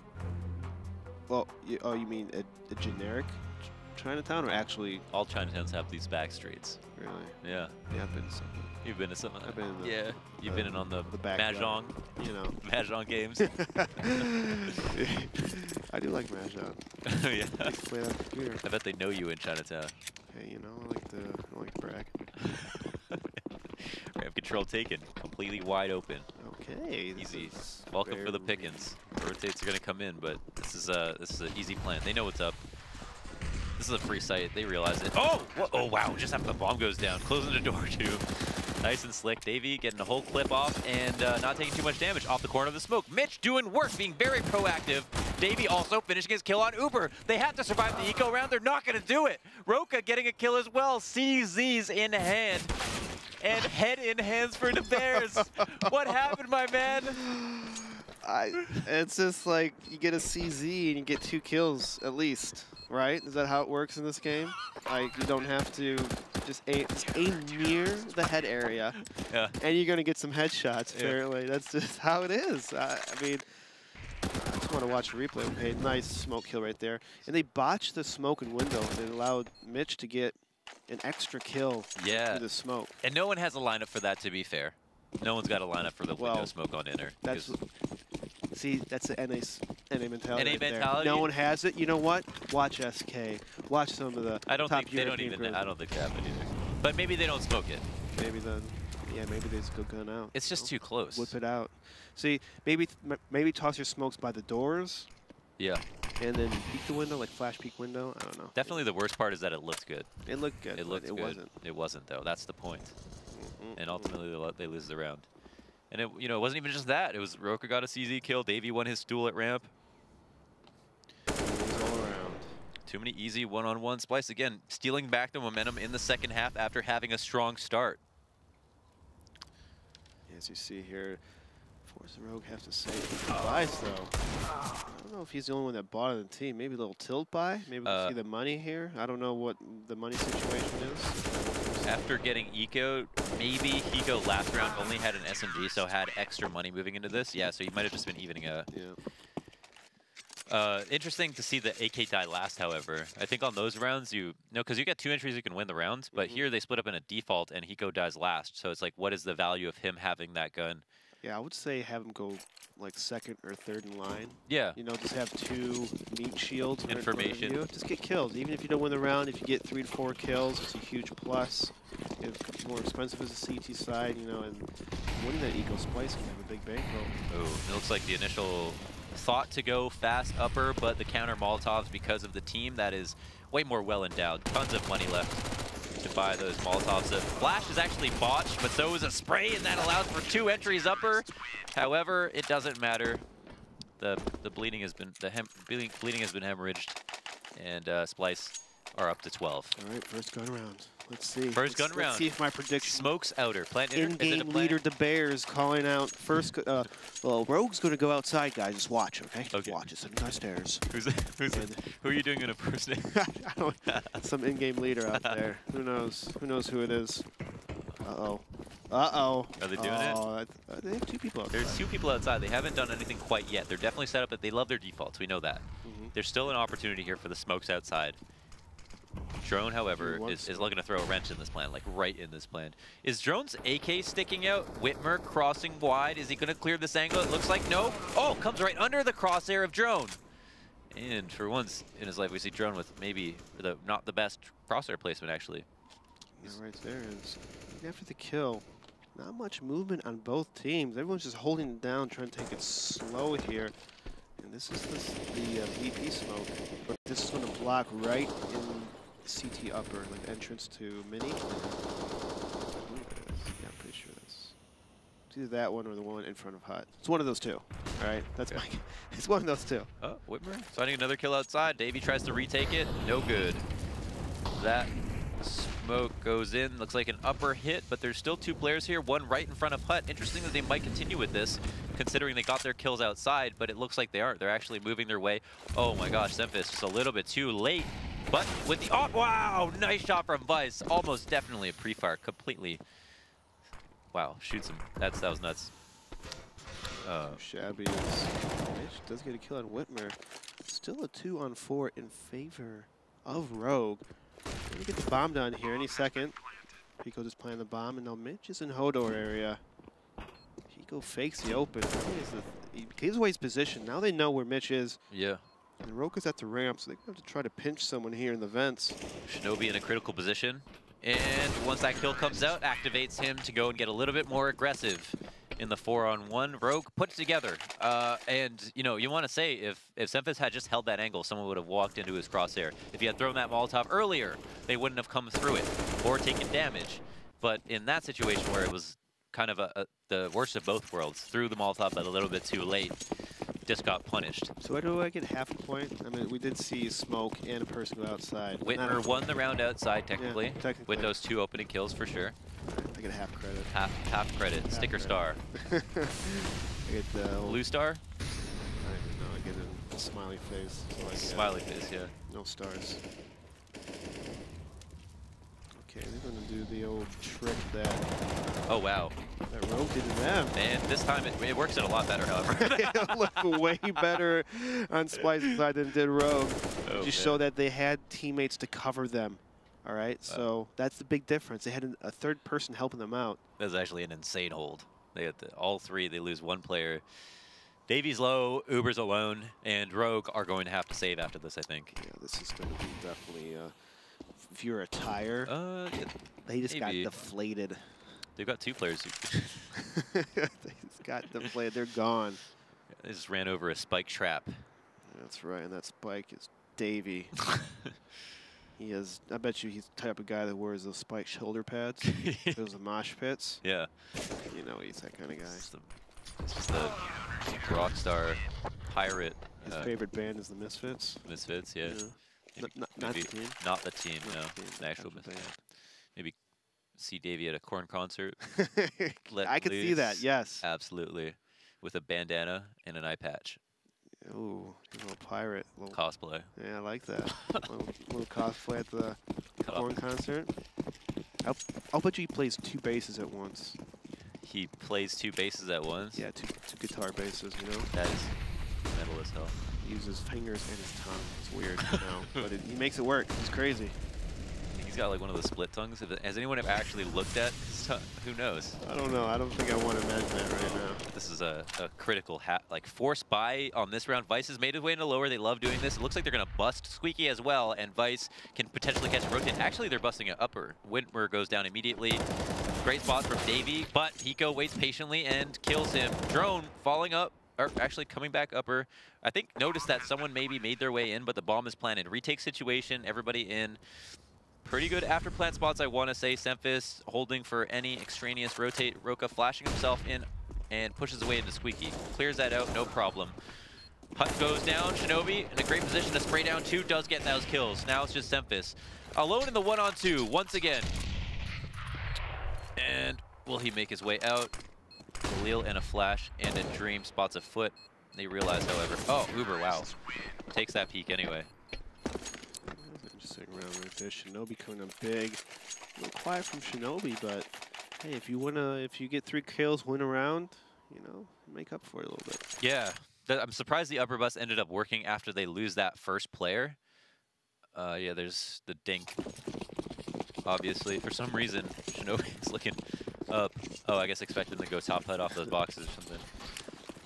I'm sure if it was communicated. Uber tossing a smoke outside. Will they be crossing off of this? The smokes are kind of strange. That can't be hit properly. Some strange for a piece of change, and look at that drone taking out by. Oh my God, it might happen. There's 2 kills, 3v3. Much better position. In the last eco round, we saw Splyce get 2 right off the bat. So 3v3 with inner control, you'd expect them to be able to win this. But Drone's got a gun. Oh, and he's pissed. Drone's in a very nice spot as he does kill one of them, and now Rogue looking very much in trouble. They do have. Oh my gosh, he can't even plant really safely. Mitch. Oh. Oh, wow, it's not committing hard enough, and now it's just Uber. Somehow Drone gets killed, he comes out. Where's his teammate there? 2-on-3, where's your teammate? Yeah. Like, what is he doing? All right. Oh, get mad. I'm getting Let him mad. know. I'm getting angry. Look, you gotta teach these people, hey, you know, you do something wrong, can't stop. We have to stop giving these people participation trophies and everything. You know, just you played bad. Go home and cry about it, okay? Go in your pillow, cry it out, do better next time, okay? Where's the rehabilitation? Is it just that's just what makes you better? You've just got to. You have to struggle. You've got to take the L, huh? Yeah, you have to take the L, learn from your mistakes, and struggle. That's how we get better. That's how we better ourselves. Right. Whether it's in game or people or community. Pottery. Making pottery, fixing those pots. Kintsugi. Kintsugi, huh? Yeah, the art of fixing pottery. Oh yeah, I read about that recently. It's weird. Here we go, Splyce making this look way too easy. Gun around right there. What just happened? Yeah, just the force up, rush outside, not enough utility to help them escort themselves out, and they get melted. So the spot no in smokes, upper. no nothing, just peeking one by one. Sure, Yeah. why not? Full YOLO, my friend. It's tough because if you don't have nades, you want to go outside, you can kind of default outside, and there weren't actually any ops to stop them, so maybe those trades could go differently. Peek all at once. How about that? How about 3 AKs peek one angle? That's crazy. I know, but it works. So let's not get too crazy. Expectations extremely high from the Bears. Semphis gonna have another friend, CZ, and ends it. Yep, 1 player left. Just Uber off the corner of the smoke and gets killed. That's it. As Rogue putter to a halt, Splyce, and their misery. And my misery. And your misery. Damn, 6 people. Ooh. You know, I have to be a little harsh. I have to be harsh. Yeah. Because we've been down here way too low. Right. Way too long we've been down here. Right. If I have to push you guys up by yelling, making a fool of myself, whatever it takes, NACS has to get better. Okay. And this is not it. I support that was not it. Where do I donate? Where do you donate? Well, What's your you could what's go your to PayPal? Okay, but for move more doobie-doobie-doobie-dop, we've got our analyst to take us through that match. All right, thank you very much, Launders. Once again, I'm here with James IRLs. We did indeed see that match closed out in Splyce's favor. So your prediction not necessarily accurate, but as we saw over there, the Bears seems unsatisfied with the result of the match regardless. I'm dead. Well, let's bring it back down to earth here and talk about this matchup a little bit.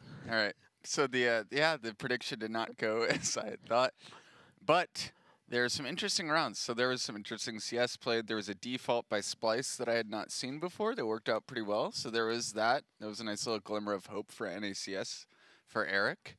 But there was like that match could have gone in Rogue's favor when they won the 14th round, the second to last round on the first half that Splyce gifted to them, and I think I'm going to show a replay of that. And then basically they finished the half 6-9, right? It could have been an 11-4 half, but they finished at 6-9. Well, we do have a replay of that round in round 14, so let's jump in and take a look at it. Okay, so round 14, Splyce is like, let's just rush outside without any utility. You know, they have bad guns or whatever. Let's just like, you know, just take outside with nothing, right? And not really eradicate any risks by holding each other's angles or throwing nades. And Whitmer and Vice combine for 3 early kills, and then it goes to a 1v4 and they lose the round. And then Rogue takes the next round and makes it 9-6.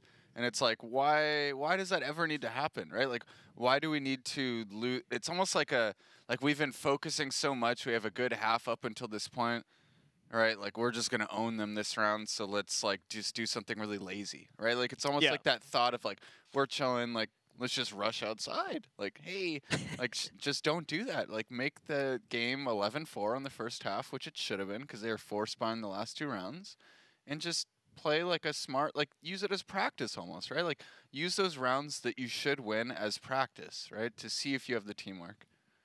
Yeah, and unfortunately, I mean, Rogue even goes on to win the pistol round going into the next half, but then the same thing that happened back in the last map happens too, where they drop the second round, they get traded out immediately afterwards, so they threw away a great chance to kind of take the lead away. Yeah, it was kind of scary. It's like, wow, Rogue wins the pistol, and then luckily for Splyce, that they get the pocket AK-47s and the 5 CZs, and they somehow win that next round. Yeah, and I think we have a replay of one of those rounds, maybe that. The botched smoke on window that DeBears was talking about. I think that's round number 9, I believe, as we have it for you right here. There you go. No, so this is a different one. This is the good default I was talking about with Splyce. So Mitch actually gets killed by Vice through the smoke here. I don't think we get to see it from the point of view, but you can kind of tell because we saw Vice drop down the vent and Mitch was in the squeaky room, right? So he gets killed. So Mitch feeds that information. Semphis feeds this information, right? So he knows one's secret. And then we see Davey lurking outside of the MAC-10 because he gets the trade kill on Device. So they know that there's only 2 upper tops, right? Maximum, right? Because they know there's somebody ramp and they know there's somebody secret. And then they find that guy, right? So now they know there's, where everybody is. So then they decide to go upper. It's very methodical. And then Roka throws this banger flash, which allows Drone to get the double headshots here, right? So Drone, right? He hears the bullets fly past him, and then he just takes Shinobi's head off. So it's a nice methodical default here by Splyce. This is one of those rounds where you can tell everyone's talking to each other, like, hey, I got this. One's there, one's there. All right, IGL's like, okay, so that information is fed to me, and then we're going to do this, work out Squeaky, and then flash over the top of Silo, and then Drone does work. Well, we do have that round you were talking about before. I think that was around 21, actually, as we can dive in and take a look at that one now. Okay, so what was this round? I think this was... No, this was not the botched smoke. Let's see which one this is. I might have given... Okay, this is the outside push. Okay, I wanted to highlight this round because this is why when you're on your terrorist side default, you don't want to hold back too far in the initial part of the default. You need to learn the map's timings so you can take as much ground as early as possible without getting killed or naded, right? So if the T's had, double flashed outside or even 1 flash and 1 nade, and gotten around that first corner with 1 smoke, right? So that's what, like $800 worth of nades to get around that corner and not allow that to happen, and be sure that there's nobody top mini or on the corner of rafters. Like, why would you not do that, right? Like, they're waiting in like outside of T spawn next to lobby until like 1:15 on the clock, right? There's really no reason to do that unless you think they're gonna have 5 nade stack outside. So it's like kind of some, like if I was on that team and I wasn't the IGL, I would just ask critical questions like, why not? Like, I'm not telling the IGL they're doing something wrong. I would just, why would you not do this, right? And then he'll figure it out for himself why something else should be done. Yeah. Well, we didn't necessarily get to check out that botched smoke, but maybe you guys can go ahead and find it on the VOD replay, which you can watch. Just change the time here at the view bar right below, as we have that great feature available here on YouTube. And be sure to hit that subscribe button as well, so you can catch up with not only today's matches, but all the matches from the previous weeks, and of course, all of our upcoming streams as well. It's all available right here. Just be sure to go ahead and hit that subscribe button. And with that, now we can go back and take a look at today's maps. As we said before, it is a bit of a short day, as we had to postpone our second match, and it went 2-0 for Splyce as they took both maps in straightforward fashion. Yeah, I mean, somewhat predictable. The first map's a little closer. I tried to rationalize and get, influenced by DeBears to go with Rogue on my prediction for the second map, but that was wrong. So kind of things going as usual here. I think kind of like the headline is that some sloppy CS was played, and the reason sloppy CS was played is because there was so many shifts in momentum, right? Like round to round. 4 Spy losses, just kind of weird stuff going on. So we can take a look at the standings here now as well. You can see there Splyce with their 2 wins. They get to shoot up quite a few positions as they enter the top 10 for the league now. Other than that, everything else is going to remain relatively unchanged, of course. Yeah, I'm hoping Rogue can find a W soon because, you know, as a lover of all people, I don't want anyone to feel sadness, right? Like, I know how it must be terrible to run a team that's 0-8, so hopefully Wrath can get in there and start banging. Not that Whitmer was doing poor, Whitmer did a good job. And meanwhile, of course, across the pond in Europe, we can see Fnatic is now holding the #1 position. I believe they were holding that towards the end of the week as well. So they sit at a 7-1 record with North and FaZe Clan sitting behind it. And NIP, although they started the season off a little bit behind, they did get to shoot up a bit as well and now sit at position #8. Yeah, I'm not sure those are updated though because I was watching LDLC earlier today against Godsent and I think they won both. But regardless, you know, that's actually really cool to see Fnatic at the top. And then obviously, you know, household favorite Ninjas in Pajamas. Everyone likes to see them climbing in the ranks, right? They kind of got the household names. Everyone yeah, of loves course. them. I think kind of dark horse for EU is Heroic. They've kind of been on the downturn the last few weeks, but I always like to watch that team. They always have some cool ideas.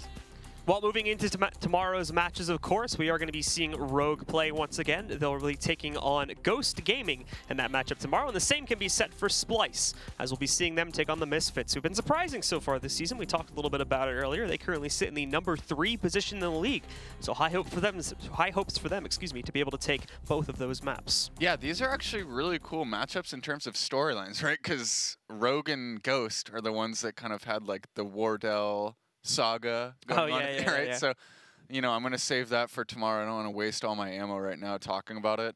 And then Splyce and Misfits, from my point of view, I think this is a proving ground match, right? So if Misfits is going to live up to the hype that I've kind of like built around them, they should take both of the maps. I don't care about the score here because Splyce is a pretty solid team, right? I'm more looking at like how they win their rounds, right? Because the score can kind of get inflated in both directions. But it's also a proving ground match for Splyce, right? If Splyce are like a real team, they should at least take one map or push them to the brink. So these are both really cool matches to watch, in my opinion. All right, well, that's going to be coming to you guys tomorrow, but that does it for us here today. We hope you guys have enjoyed the stream, and we'll see you tomorrow for more action right here from the North American ESL Pro League.